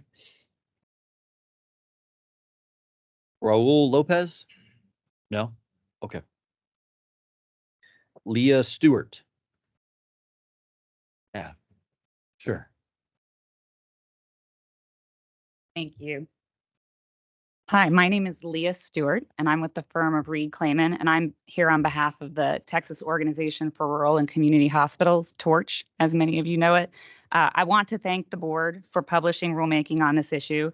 Physicians and hospitals work together to deliver care for Texas patients, and confusion about when reasonable medical judgment permits an abortion under the law is an unnecessary burden in delivering the best possible care.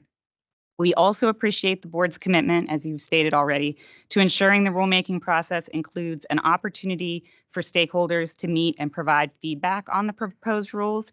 Care settings and available resources vary widely across Texas, and the rulemaking needs to provide clarity for that full range of care settings. And so I appreciate your comments earlier on that point. If the rules are not consistent with the legal framework set forth by the Texas Supreme Court or do not address the full range of Texas statutes that create potential criminality or other liability for Texas physicians and healthcare entities, then it might be a step backwards that will possibly result in delays or denials of necessary life-saving care to Texas mothers.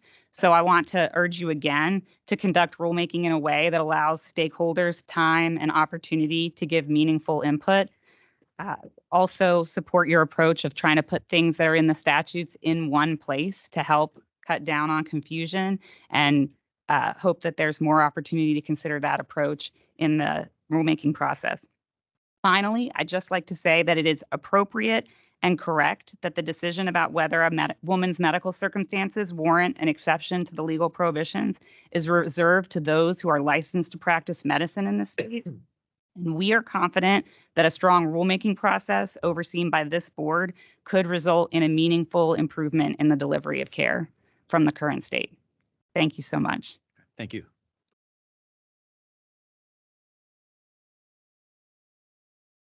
Is it McCabe? No? Okay. Is it Hogan?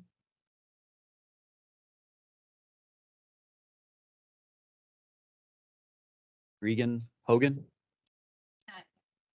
No? Okay. Is his last name Crow? I think the initials are CC. It's a little bit harder to read. Yeah, we'll come back to that one. Micah Rodriguez. Okay. Is it Sue?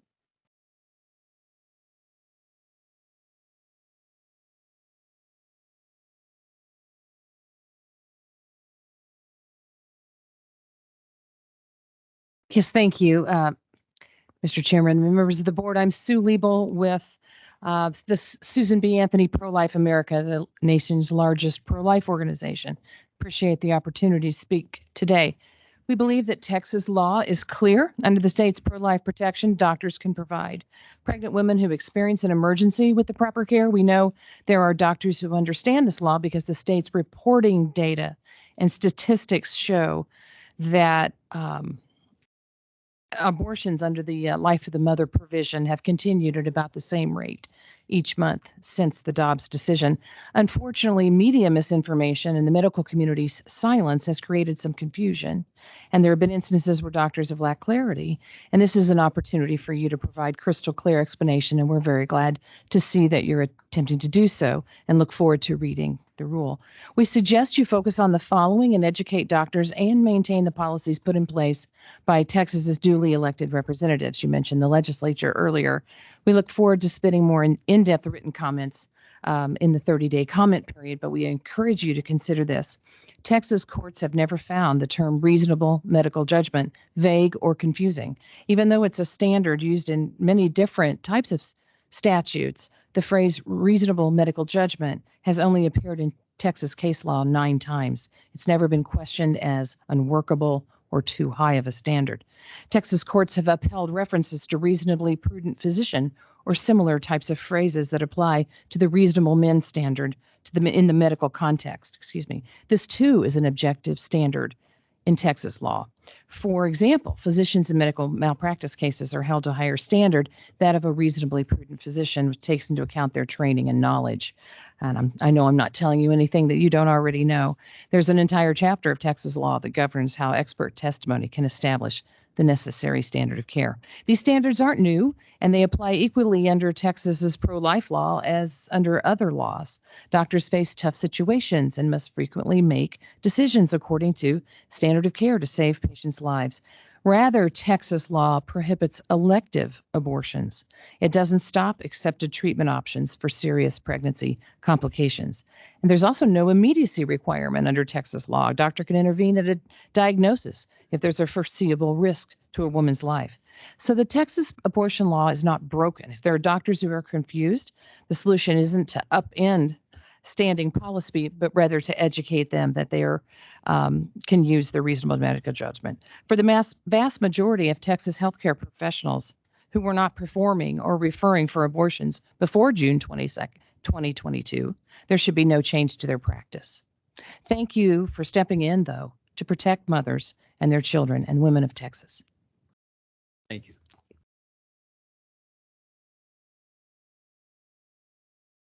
Austin Kaplan.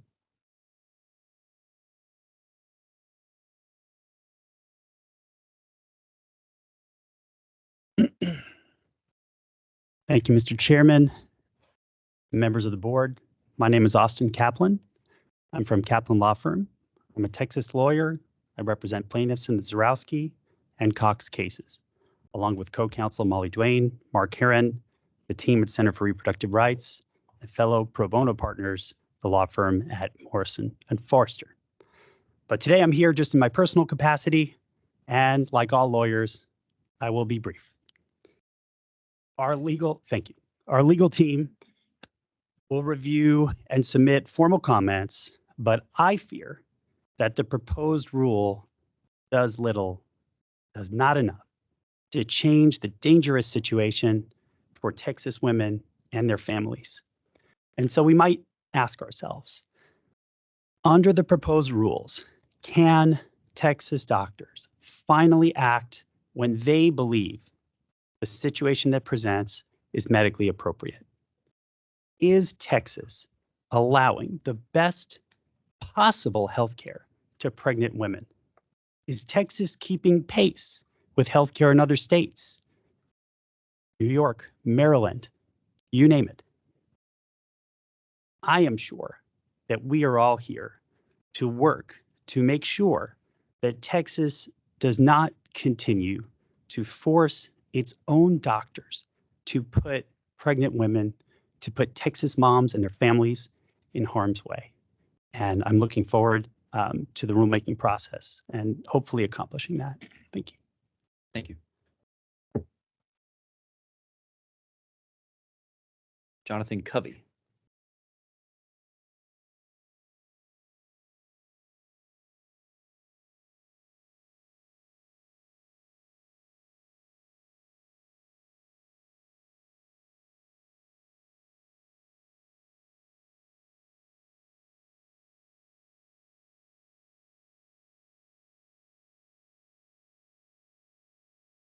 Mr. Chairman and board members, my name is Jonathan Covey. I serve as the policy director for Texas Values. We're the largest organization in the state of Texas that works on the issues of faith, family, and freedom. We have over 100,000 supporters in all 254 counties.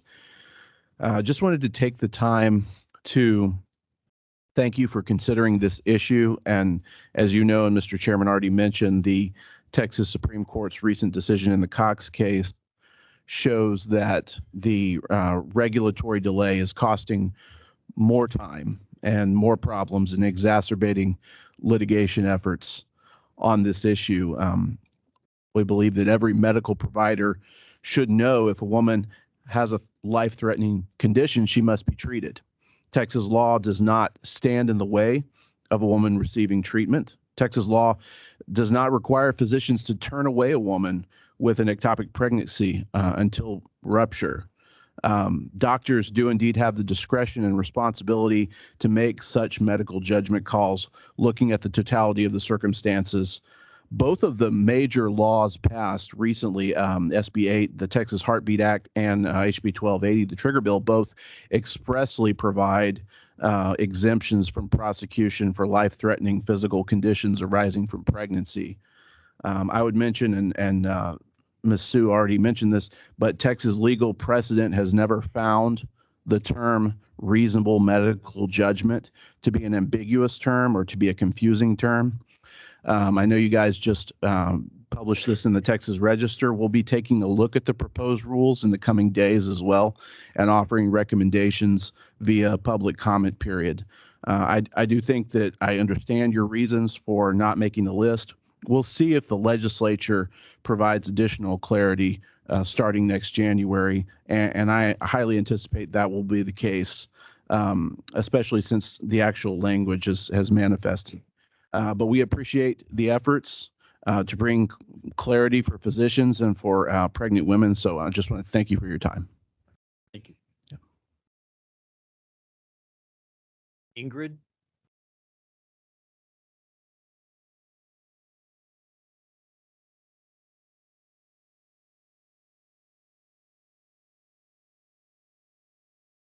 May I distribute something to the board? Yes. Okay.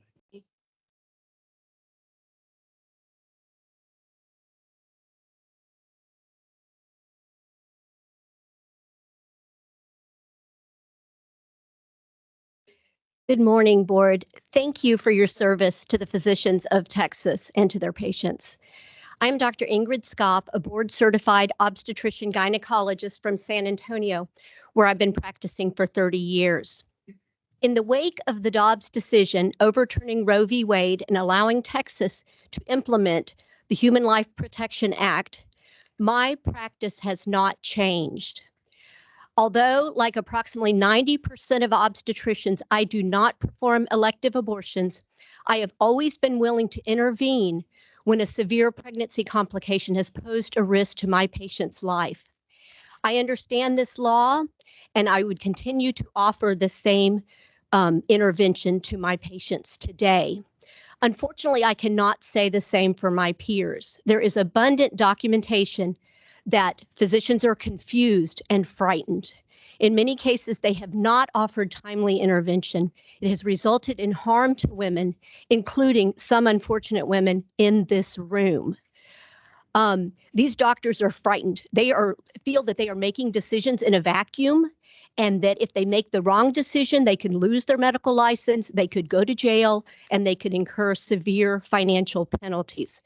So I applaud you for taking this opportunity to provide guidance, much needed guidance in Texas today.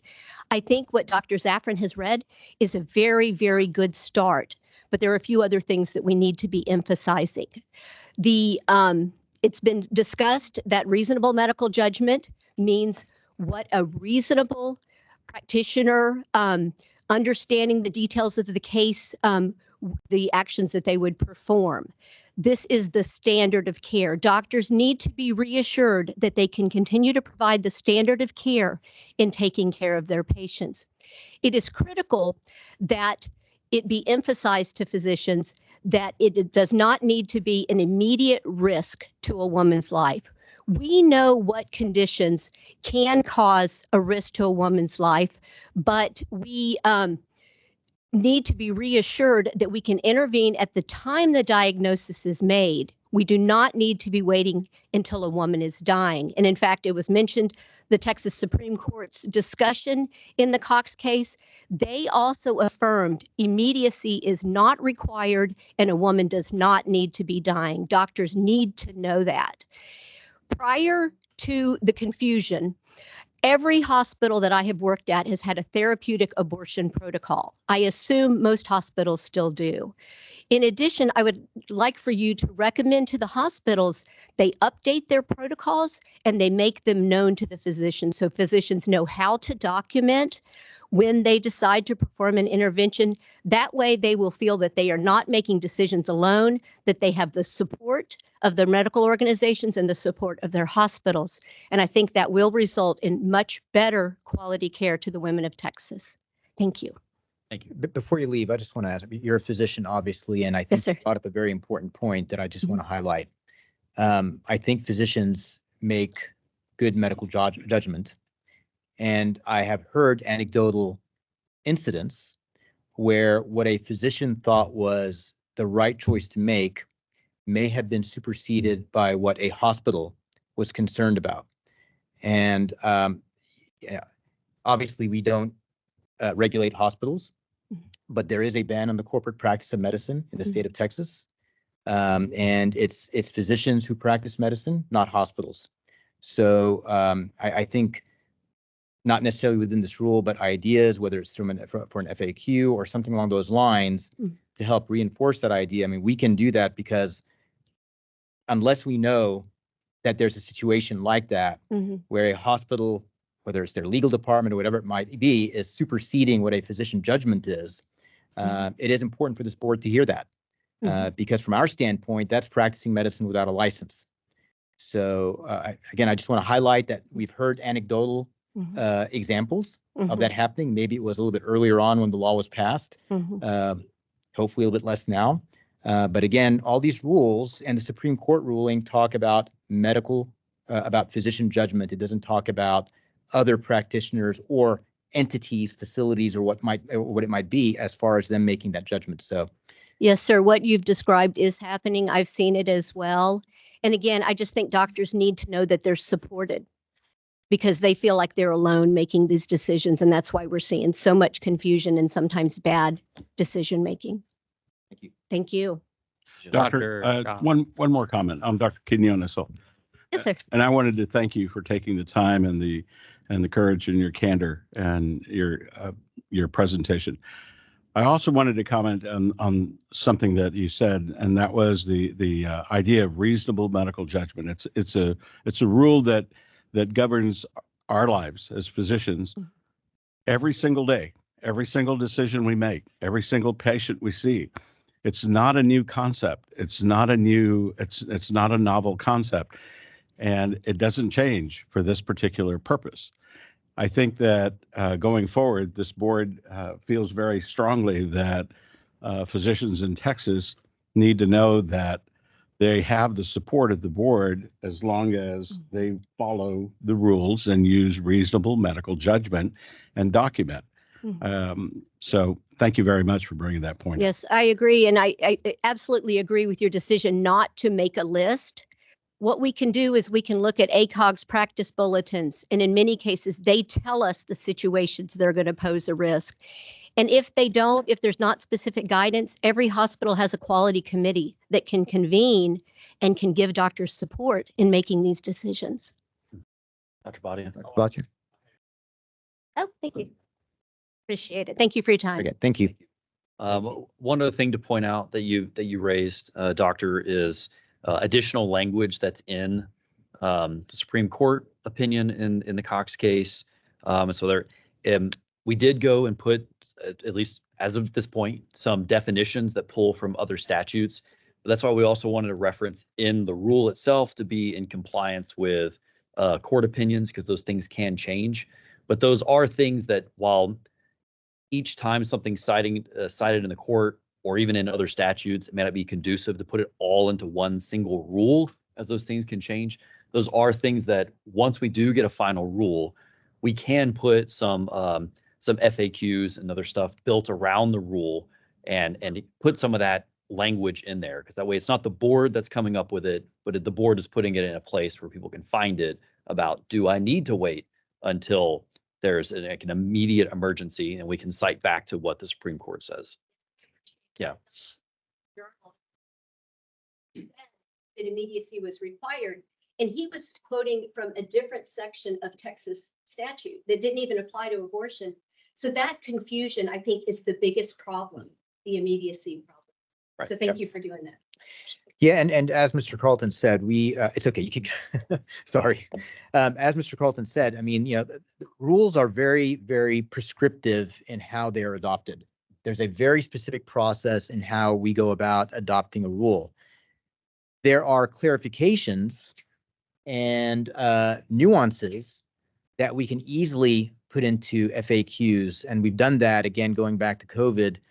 There were emergency rules that were put in place, and there were FAQs and guidances to put in place, because again, there can be nuances there that change very quickly. And if you try to come up with a new rule every single time you want to put those nuances in, it would be a 6-month process just to kind of get that through. So I want everybody to kind of understand that concept is out there, that the rule is something that's very prescriptive, but there's opportunities for other clarifications to be made in other venues that comes as guidance from the medical board. Okay, all right. Thank you. Rebecca Weaver.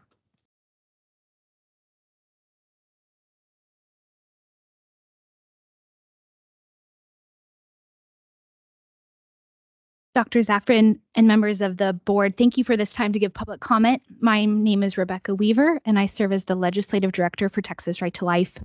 Thank you for offering and approving these proposed rules to physicians regarding abortions and circumstances described under our current pro-life laws regarding medical emergencies.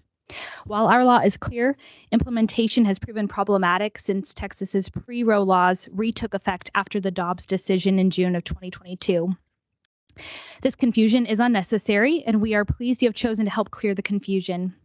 Texas's pro-life laws clearly permit physicians to intervene when a pregnant woman's life or major bodily function is in jeopardy because of her pregnancy. We appreciate your action to clarify this for physicians. Based on your reading of the proposed rule, we're glad to see that the rule restates definitions already in statute, adhering to our current laws, and not weakening the strength of our laws. We also appreciate that you have chosen in the proposed rule not to list out circumstances, but defer to reasonable medical judgment. We do want to make sure these rules emphasize that imminence is not necessary, that women do not need to be at death's door before physicians act, and we'll submit this in writing when the rule is officially published. None of us want pregnant women put unnecessarily at risk when the law is clear about taking action. Thank you for your service to our state, for your time and consideration and for approving release of these proposed rules. Thank you. Senator Eckhart? I'm not speaking. No, okay, all right, great. Thank you. Yes. Taylor Edwards. Sorry, I don't know how big I am. Kind of different. All right. Thank you so much for your time today. I am a plaintiff in the Zarowski case, and I kind of have yet to hear something in these rules that would address my situation. I was given a fatal diagnosis at my anatomy scan. Sorry, I need a second. Myself here. I was given a fatal diagnosis at my anatomy scan, a diagnosis that 2 maternal fetal medicine doctors and my OBGYN confirmed that their medical judgment was an abortion. That was the standard of care. They were unable to give me an abortion because they risk life in prison and losing their medical license. No one should have to risk that to give medical care. It shouldn't be something that's even an option. And I also am concerned about what our state government is doing to protect and help mothers and families, and what's being done to address the public health crisis created by the state's abortion ban. I had to flee the state, and to leave the state, I had to navigate a lot of obstacles, including rescheduling appointments several states away. That shouldn't be what's happening to women in Texas. I am currently pregnant today because I got an abortion. I will get to be a mother because I got an abortion. That is something that I think is being missed with all these conversations about lists and unborn babies and all the things. It's just being overlooked, that this is real, this is happening, and that this is not a one-off situation. And the last 2 years, our doctors having no guidance on what to do has caused so much suffering. And I really hope this suffering doesn't have to continue. Thank you. First of all, I want to commend you for coming out here and speaking, because I think that's very brave, and it's by no means easy to come here and speak about that. Rest assured that we are trying to, within the framework of the law, come up with a mechanism to where those physicians that you said decided that that was what was medically necessary would be able to do so. And that's our intent. So we're hoping, and again, this is preliminary, and I understand that things take time, and that's unfortunate. I wish we could have done this. I wish we could do this right from the get-go. But we are where we are right now. But again, like you stated, you had at least 2 physicians state that this is what was medically necessary. And what we're hoping is that by giving clarification that we are yielding to medical judgment, to reasonable medical judgment, that you should hopefully not get into a scenario like that ever again. So thank you for coming out here. Thank you for your time. Travis Edwards.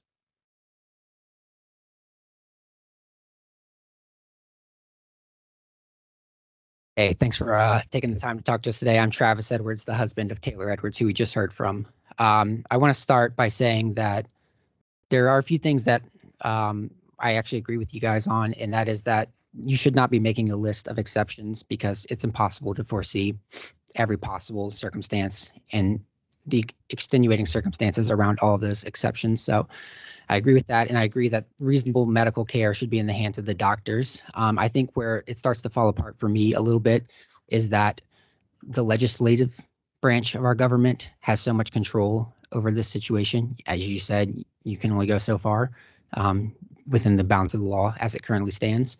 And much of our legislature is not medical doctors, have never practiced medicine. Most of them, have not even spent the time to talk one-on-one with doctors about the situations that they've seen. And so to me, I think that's where we need to kind of take another look at it and say maybe the legislature has gone too far and has overstepped their bounds, and we need to put more power back into the hands of the medical board and of the physicians who are making these decisions. As Taylor stated, there really hasn't been a direct, a direct addressing of the situation that we faced. Much like Kate Cox, we were told to leave the state in order to get the care that we needed. We still see a lot of those same doctors for our current pregnancy that we were seeing before. So we don't feel like it was the fault of the medical staff. We don't feel like the doctors were doing anything malicious towards us or had anything but our best interest in their hearts. So we still trust those doctors. We still see those doctors, and we hope that more doctors can have their medical and professional opinions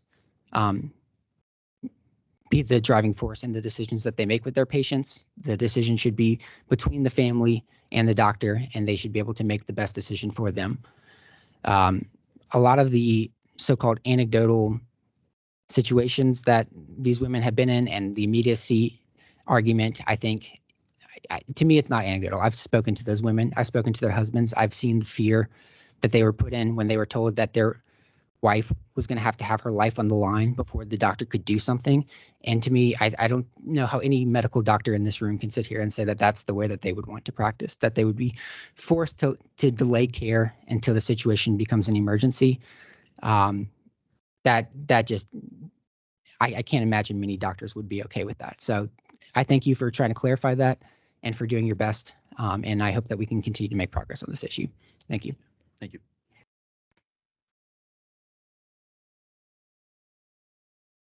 Is it Cash?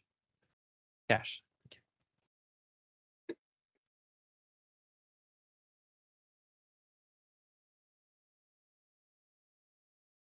Thank you for having me today. I'm also a plaintiff in the Zarowski case, and I'm here. I'm here because this is very personal to me and to my family. But again, I yet to hear something in these rules that sounds like it will address what happened to me and my family. My child was diagnosed with a host of genetic conditions, one of which was osteogenesis imperfecta, or brittle bones, meaning that if I bent down to pick up my toddler son while I was pregnant with my second child, I would run the risk of breaking his bones. The mental anguish of carrying that pregnancy to term would have killed me. It would not do any bodily harm, as you've listed in your rules, but I probably would have taken my own life to end my child's pain. So I do hope that you will consider the recommendations of a mental health professional in your two-provider rule for reasonable medical judgment.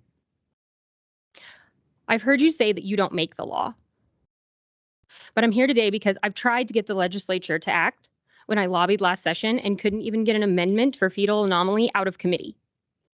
I've tried to get the courts to help explain what would happen in my situation as a plaintiff in the Zarowski case, and they said that we needed to wait for you. And now you're saying it's not your responsibility either. So where else am I supposed to go? Again, I want to be very clear. Your ruling did nothing to address fetal anomalies that hundreds of women face. I would have given my life to take away my child's pain like any mother would. Your decision to leave fetal health out of your rule will only leave confusion for providers who are counseling parents who are doing the best they can.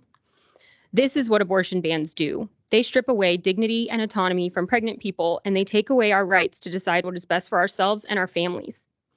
In my case, having an abortion was a compassionate parenting decision, but regardless of anyone's need for an abortion, these bans set up pregnant people to feel like criminals, forcing us to beg for empathy from the courts that have now normalized suffering and dehumanization of women and mothers. I am here today because I had an abortion. There was nothing that could have been done to save my child's life, but an abortion saved my life. And it made it so that I could be here today to stand up for the other hundreds of women who face situations like mine. So thank you for hearing my statement. And again, like I said earlier, thank you for coming and, in a public setting, being able to tell your story like that. I know it was not easy, and so thank you. Amanda Zarowski.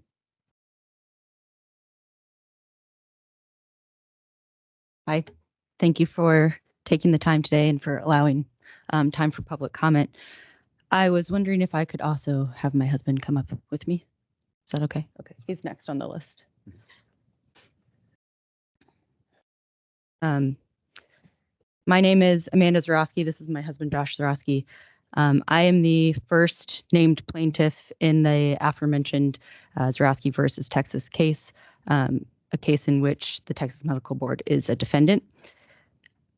I am very hopeful that the actions you're taking and that the clarity you're seeking to provide will help physicians understand when they can provide abortions.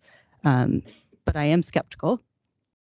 I'm curious to understand more why you're agreeing to address this now, when for years we've been asking for clarification from the legislature, from the courts, and or from you. So I am curious to understand what got us to this point specifically. I'm not a legal expert. I'm not a physician, but it does feel to me like a lot of finger pointing is going on. On the one hand, we have the Supreme Court telling us that this decision is up to you and the clarity should be something that you provide. However, today it sounds like you're saying the opposite and that it's not within your jurisdiction and that the Supreme Court should actually be the ones to make these decisions. So it's very confusing. And I would still like my attorneys to be able to review the full text of the rules, which so far they have not been able to do, because I'm concerned that the rules only repeat the language that already exists from other statutes and rulings. But in addition to repeating existing language, it sounds like it's now potentially going to add further burdens for physicians in acting through these documentation requirements. And to me, that sounds like it would just further delay physicians from providing the healthcare if and when they deem it necessary, sometimes to save a life or to prevent someone from almost dying, which is what happened in my case. Had my physician had to wait any longer, I probably would have died. So I am hopeful. I hope that you will help physicians in this state so that people like me don't have to continue suffering and so that our future families are not forever impacted. Thank you. Josh. Yeah, I'd like to thanks for the rule that you guys put out today. I think there's been a word that's been talked about, the word reasonable medical care, that phrase, and that seems to really be the crux of the problem here. And one thing you'll note that the folks in the that want to legislate abortion are very happy that you're falling back on the reasonable medical decision language. And the reason why is because they know there's a person who is not reasonable, who will, and has already shown in the Kate Cox case, will challenge doctors who are making reasonable medical decisions. So if we hold that as the standard, expect that doctors will want to use, and if they do, as soon as they do, they will face enforcement from the state. And as you laid out earlier, will then have to go through a process that could include suspension, a very cumbersome process for these doctors. And you're putting them now in a position where we're right back where we started. They will not want to take action because they're afraid. So the circular logic that's happening here is exactly what put us here in the first place and is going to keep us here. I understand this is a big challenge for you guys, so I'm not saying there's an answer, but there's a very clear problem that I think we just need to be honest with ourselves. This is where we're at. And I'd like to also point out that it is not reasonable for families like what we went through to, and as a hopeful father, to have to take my wife to the hospital myself against any rational, no person should have to ask themselves, can I take my dying wife to the hospital? And we're going to stay in that particular situation if we continue to fall on this reasonable medical decision. Thank you. Thank you.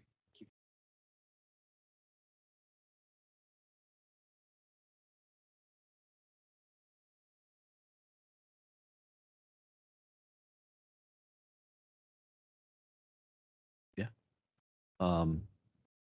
Amy O'Donnell. Yeah.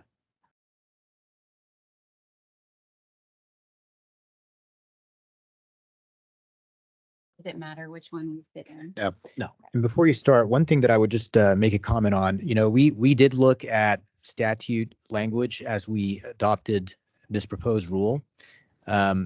There may be other language that we may have been able to use or could use if our stakeholders and our commenters pointed it to us. And of course, if it's coming from statute and it helps clarify things even more, we would be very open to that if it is coming out of statute. And I could already see some possibilities out there. So I would encourage those who are putting public comment out there, if you were to look at existing statute and language coming from there that would actually help to add clarity to that and make those suggestions to us, that would be extremely helpful. Sorry, go ahead. Hi, my name is Amy O'Donnell. I'm the Communications Director for Texas Alliance for Life. And I'm here today to advocate for the board to set forth rules explaining to physicians the meaning of the medical necessity section of the Human Life Protection Act, the law to protect unborn babies from abortion that the legislature passed in 2021 during the 87th regular session. We are grateful the board has taken this up for consideration today. It's important to note as you consider this important issue that Texas abortion laws are saving unborn babies and pregnant women's lives. Induced abortions performed in Texas are required to be reported to the Texas Health and Human Services Commission, and the numbers are recorded on a monthly basis in the Induced Termination of Pregnancy Reports, also known as ITOP. The latest information from the reports, which we have summarized on the attached sheet, page 2 of what I handed you, shows two relevant. First, the law saving unborn babies' lives. Reported elective abortions plummeted from thousands per month to 0 after Dobbs reversed Roe. Second, the law is saving pregnant women's lives. During the first 16 months after Dobbs, from July of 2022 through October of 2023, the latest month of available data, doctors performed 71 abortions, all in hospitals that fell under the medical necessity exception of the law, according to Section 178.002 of the Texas Health and Safety Code, to save pregnant women's lives or prevent risk of loss of a major bodily function. We believe that fertility is a major bodily function. No doctor has been prosecuted by a district attorney, sanctioned by this board, or sued by the Attorney General. No pregnant woman has lost her life for lack of an exception, even with more than 360,000 births in Texas each year. This shows that the exception in the law allows doctors to perform abortions to save pregnant women's lives in those rare and tragic cases when medically necessary. We hope that the rules that you propose will explain that to any physicians who do not already understand Texas law. Thank you.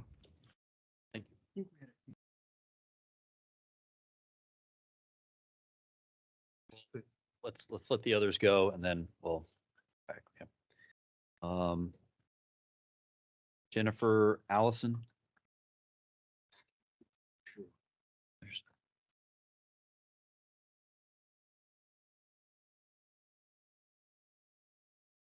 My name is Jennifer Allman, and I'm the Executive Director of the Texas Catholic Conference of Bishops. We would like to thank the board for putting forth the guidance that you have put forth today. We look forward to reviewing it in greater detail. I think perhaps the most important thing you've done is you've provided physicians with a roadmap to understanding the statutes. I think the difficulty and confusion in part is caused by the fact that these definitions are in different chapters and different statutes. And so your rules give a one-stop shop for physicians to know and understand the issue. I also wanted to reiterate that Catholic hospitals throughout the world have been providing emergency medical care and emergency pregnancy complication care without ever providing an abortion for over 100 years. So it certainly can be done. And I think that's important to know as you move forward. I think the definitions, sticking to the statute is really important. So I really appreciate that. Women seeking treatment for high-risk pregnancies or who've lost the pregnancy that they have in the process of losing their unborn children should not have to go through the anguish that we have heard about because their physicians are confused. And so putting forth this information we hope is an important part of the solution. I appreciate that the board has been responsive to the suggestions people have made in looking for ways to further improve upon the start that you've had. I would echo what Dr. Scott talked about in terms of the immediacy or urgency issue. I think that remains a really important issue to more clearly address. And I think it's possible to address it with existing statutes and, as you say, looking around to other portions of the statute. So I thank you for your time and appreciate the fact that you are taking this very important issue so seriously in trying to make sure that you are encouraging doctors and informing doctors on how to provide the best care possible for women and their children. Thank you. Thank you. Last name Wright.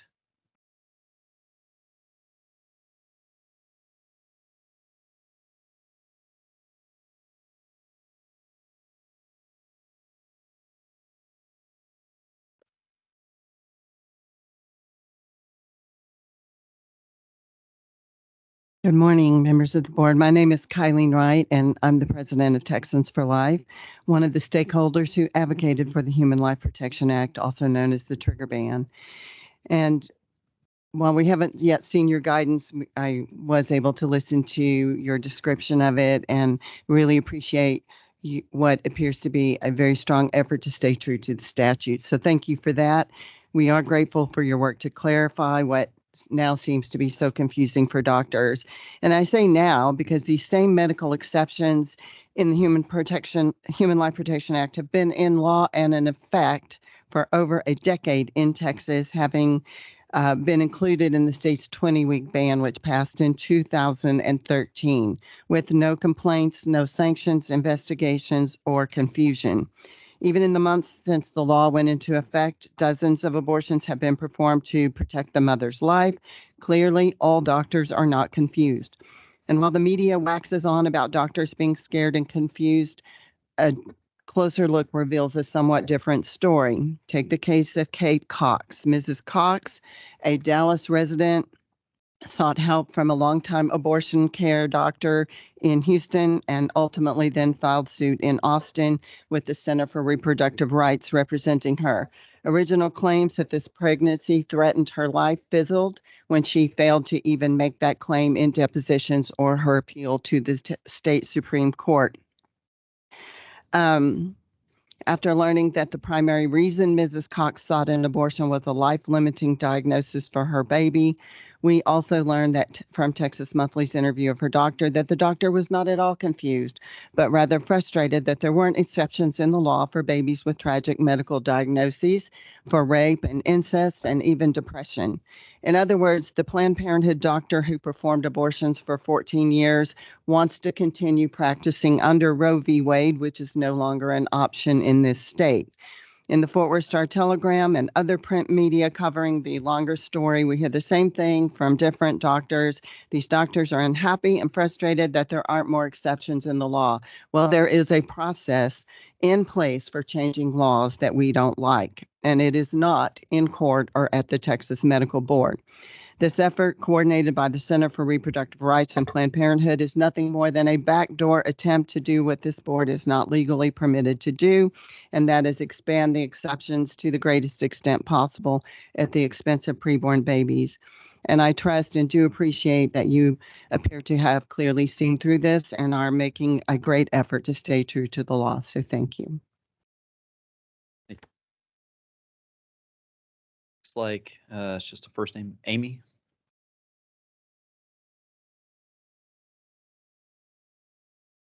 Okay. Ingrid again. It's the last name B-O-N-A? Sure. No. Okay. Dr. Ivy.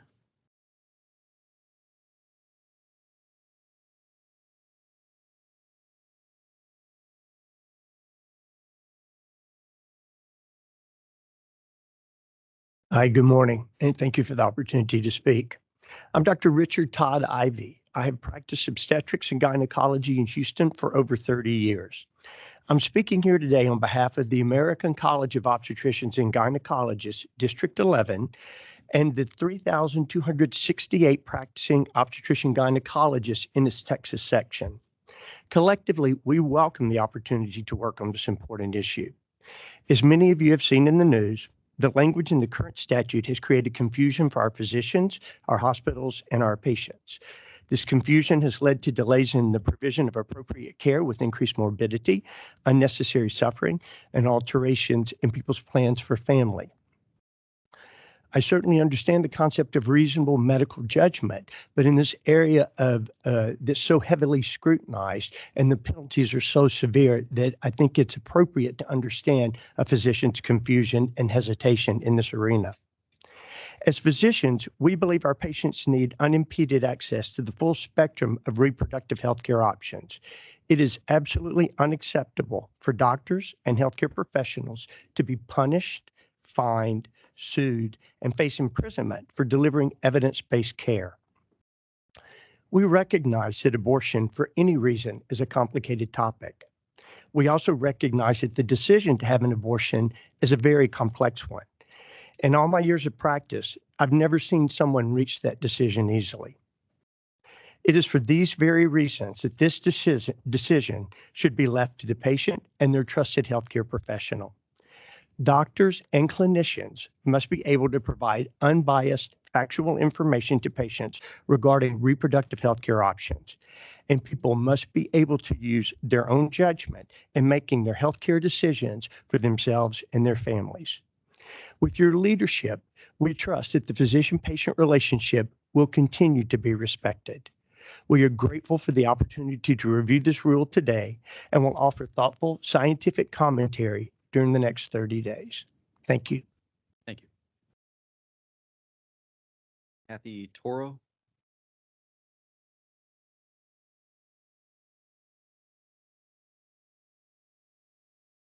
Not a Kathy Toro. Right, then let's see. Wasn't marked again. You want the initials CC? Go back to any that we didn't respond before we move on to the virtual attendees. Okay, I think is there anyone else that's here that would like to speak that has not already been called on? Great. All right. Is there anyone online with us that would like to speak? So for this portion, we are going to run a poll within Teams.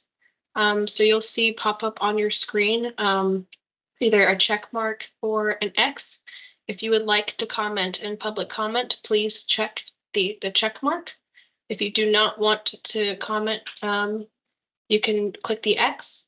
For those that have joined us via telephone on call, you may not receive the poll popping up on your screen. So we will address y'all individually after those that are signed in via Teams have had a chance to make public comment. So again, you have a poll pop up on your screen right about now. And please respond with how you would like to comment via public comment. Thank you.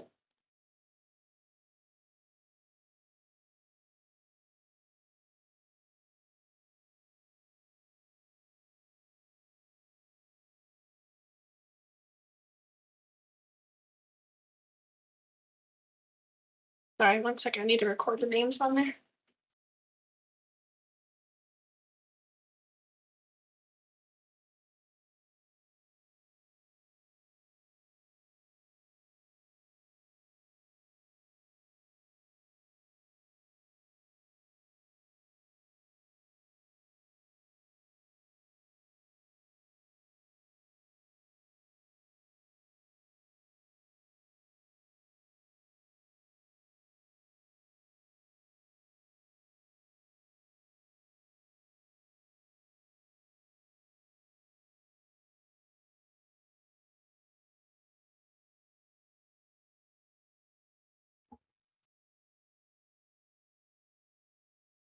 I'm sorry, Alicia, you said the poll popped up there. Yes, we have currently 17 responses with all no's so far. We have not received a yes response. Okay, we'll give it a few more seconds to let people make sure they saw it and respond as they'd like to speak or not. If that is going to be the end of public comment, then we will be at the kind of automatically at the end of the meeting based on the motion to adjourn earlier. So let's give it another few seconds. Go back to the audience again. If anybody has that did not speak yet that would like to.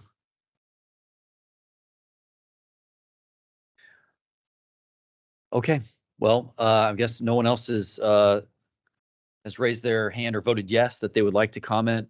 Dr. Stafford may have some. Oh, sorry. We do. Okay. We do have individuals that are signing up. I only have 23 responses of the 223 individuals that are signed in. So if we can maybe give it a couple more minutes, it may be helpful, or a couple more seconds. Yeah, we'll give it 1 more minute to 11:20. I think we're at 11:19 now. Give people an opportunity to look, and then we'll go from there.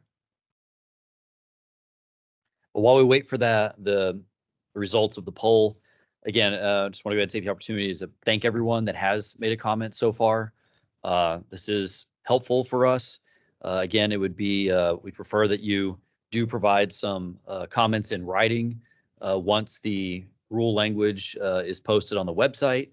Take your time, look it over, really put some good thought into it for us with whatever your suggested changes would be. If there's anything that we should delete, reword, add in, things that are not addressed yet, whatever you can do to kind of put it down in writing will really be helpful for us in being able to analyze it, even more so than just kind of just overall statements of, I think the rule goes too far, or I think it doesn't go far enough, or something. If you can give us something more specific to work on, that would be very helpful. And as we stated earlier, it's a lot easier for us to consider items that are directly related to existing statutes. I just want to remind everybody that we cannot make law. We can help clarify existing law. So as you put comments in there, being able to tie it into existing statute, then that would help us from that standpoint be able to consider it in a way that keeps everything within a legal framework. So just again, keep that in mind as you make suggestions to us. Okay, Alicia, how are we looking now?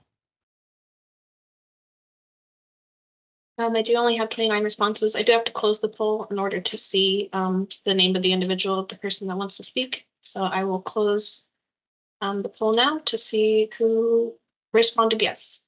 Okay.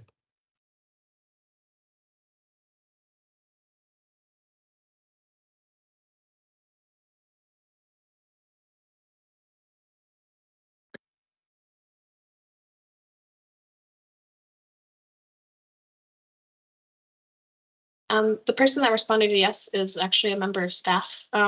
However, I do have a public member with their hand up, so I'm assuming that they'd like to comment. I have allowed their microphone and camera if you'd like to ask their opinion in. Sure. So, all right, just to clarify, so we have one member of the public that would like to comment and also a member of staff that would like to comment.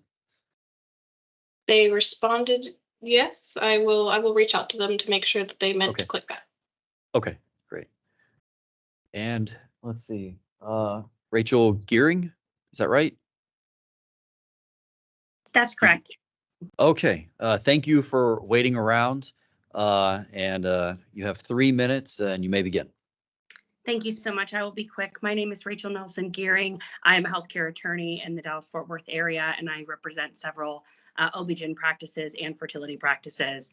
And I first want to say, after discussions with our clients, our firm has put out a lot of guidance and done our best to relay the law to our physician clients as the changes have happened over the last few years. And I will tell you, we do have lots of physicians that are nervous, and I know it's been discussed with other speakers about how they are supposed to interpret the law. I think there's a lot of concern that while there is this reasonableness standard, that this is more of a political fight for our elected officials, and that their reasonable medical judgment will be looked at in a vacuum. And I've heard several speakers dismiss that fact, that, you know, physicians are allowed to be reasonable, and they always have been. But I think speaking with our OB-GYN clients, that they don't feel safe to make, that their reasonable medical judgment will be looked at in a vacuum because this is such a political issue.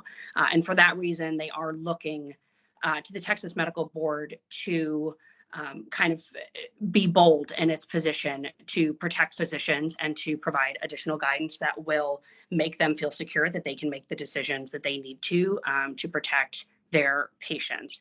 I also want to say it is deeply concerning to hear some of the speakers here today disparage Kate Cox and others that are in the room who have dealt with tragedies with their pregnancies.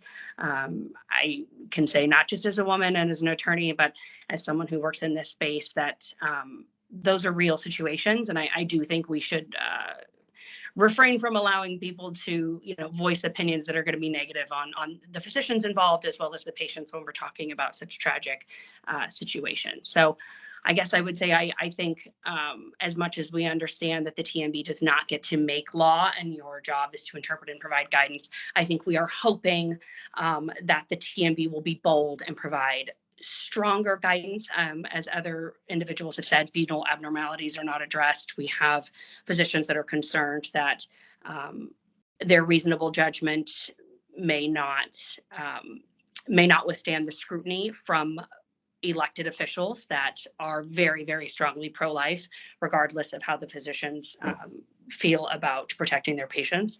So I just ask that you all consider strongly increasing the, amending the rules to provide additional guidance for those physicians. And I'll yield the rest of my time. Thank you.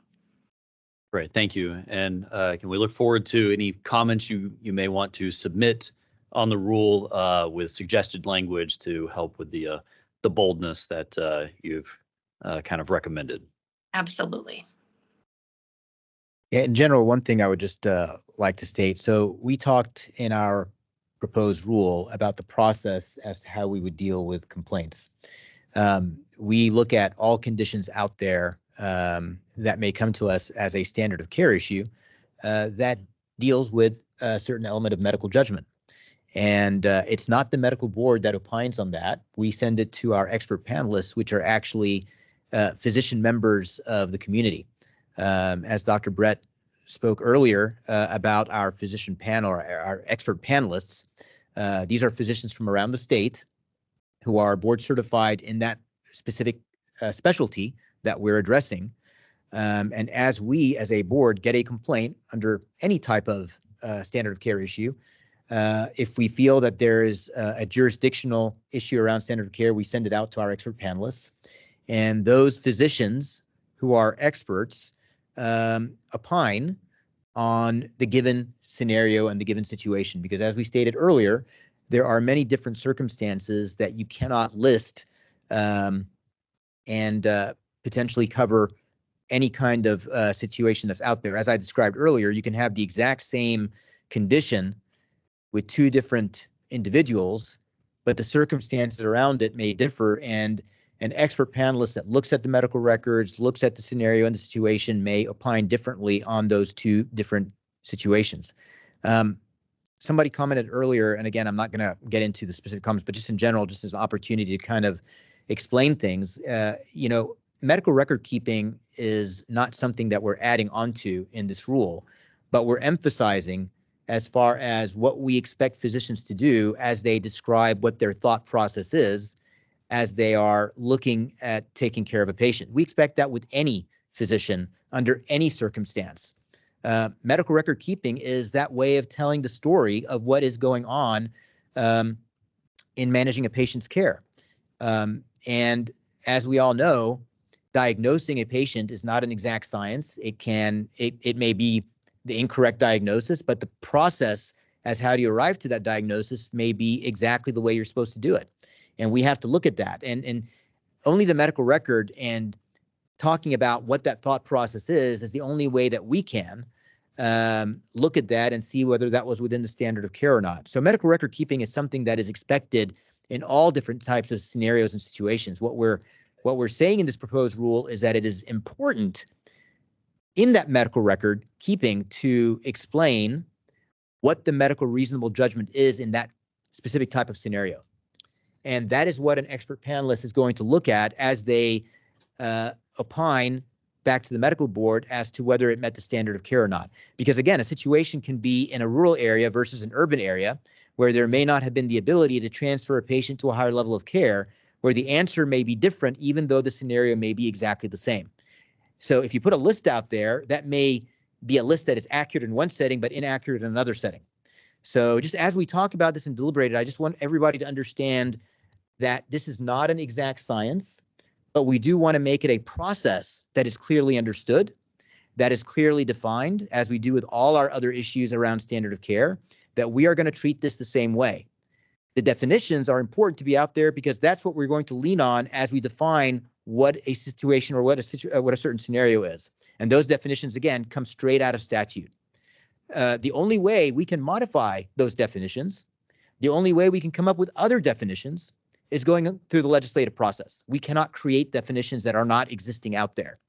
So again, I would encourage everyone who would like to make comments and suggest changes to lean on that, to lean on potential definitions that are out there in statute. Maybe we missed some out there that would help clarify this even more.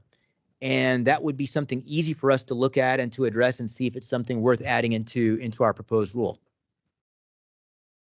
Yeah, also, I know it was brought up before too about potentially having to document these things would be a delay in care. I don't believe it's contemplated by the board that someone is in an immediate medical emergency and the physician needs to stop saving the patient and treating them to go and document a bunch of stuff. I mean, this can come after saving the patient's life. So it's meant more of, again, a documentation piece that can come after the procedure has already been performed. And also too, with reasonable medical judgment, I mean, it comes up in discussions among this board all the time, is that doesn't mean that's the decision that every single doctor would have made. Sometimes you can have reasonable option A or B. Both are reasonable. One may have chosen one over the other, but I don't want that to mean that people have to think that reasonableness means that there was only one choice that could have been made.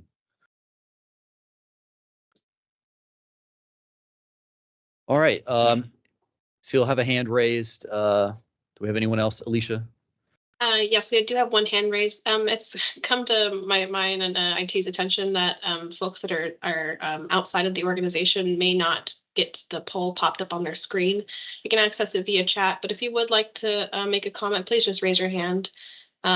Next person we did have with their hand raised was Julie Gutierrez. I will make sure to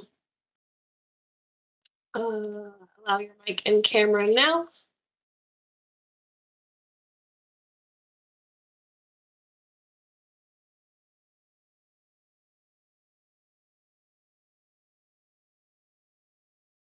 Julie Gutierrez, you should be able to unmute now, so we'll be able to hear you speak. If you no longer wanted to make a comment, please let us know as well. Hi, Julie, can you hear us?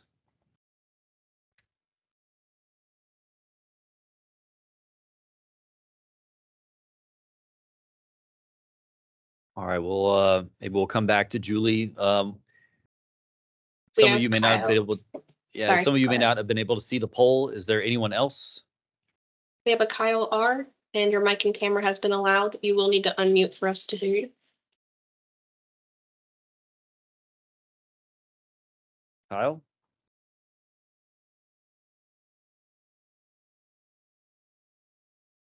You may be on mute.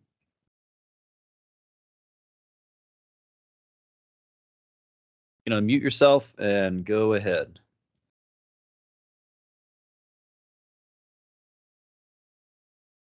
I will move on. We'll go back. Julie, are you there?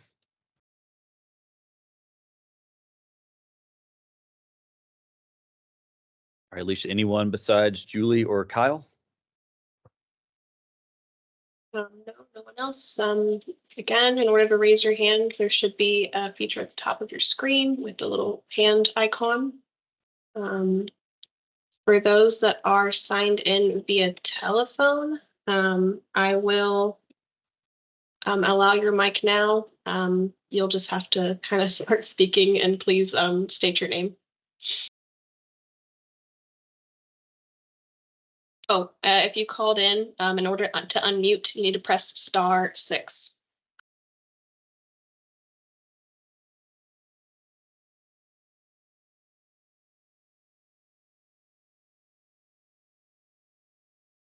All right, Julie, Kyle, or anyone else that *6 on your phone and would like to make a comment.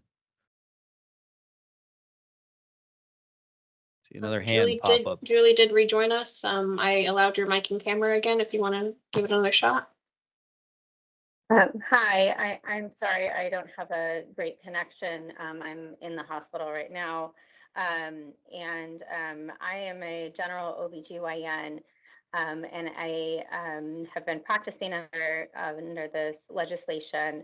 And I just wanted to comment that it's really insulting that that Dr. Scott and Ms. O'Donnell, say that we should, these doctors, that's our own fault that we don't know reasonable medical judgment. And I've also was presenting at a national conference, and was basically all of us were called cowards for not stepping up and providing the care that these patients deserve. And it's really a horrible situation to be in, to be a physician and seeing women suffer, and knowing that you're providing substandard care.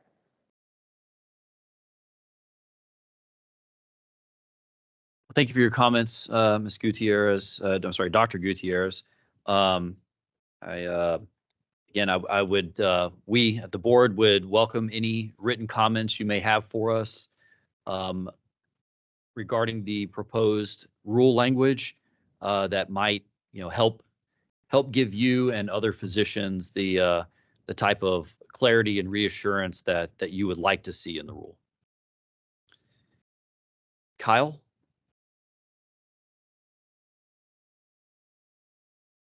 All right, or anybody else that's online? The audience here in the room has drastically dwindled from where we started, but that's good. We got through, I think, everybody that wanted to talk. Not hearing anybody else online or from Kyle. Again, if you can hear us and you're just not able to communicate with us, please do submit your written comments to us based on the rule language and what you'd like to see in it. And we look forward to reviewing that. And I think with that, this meeting is adjourned. Yeah.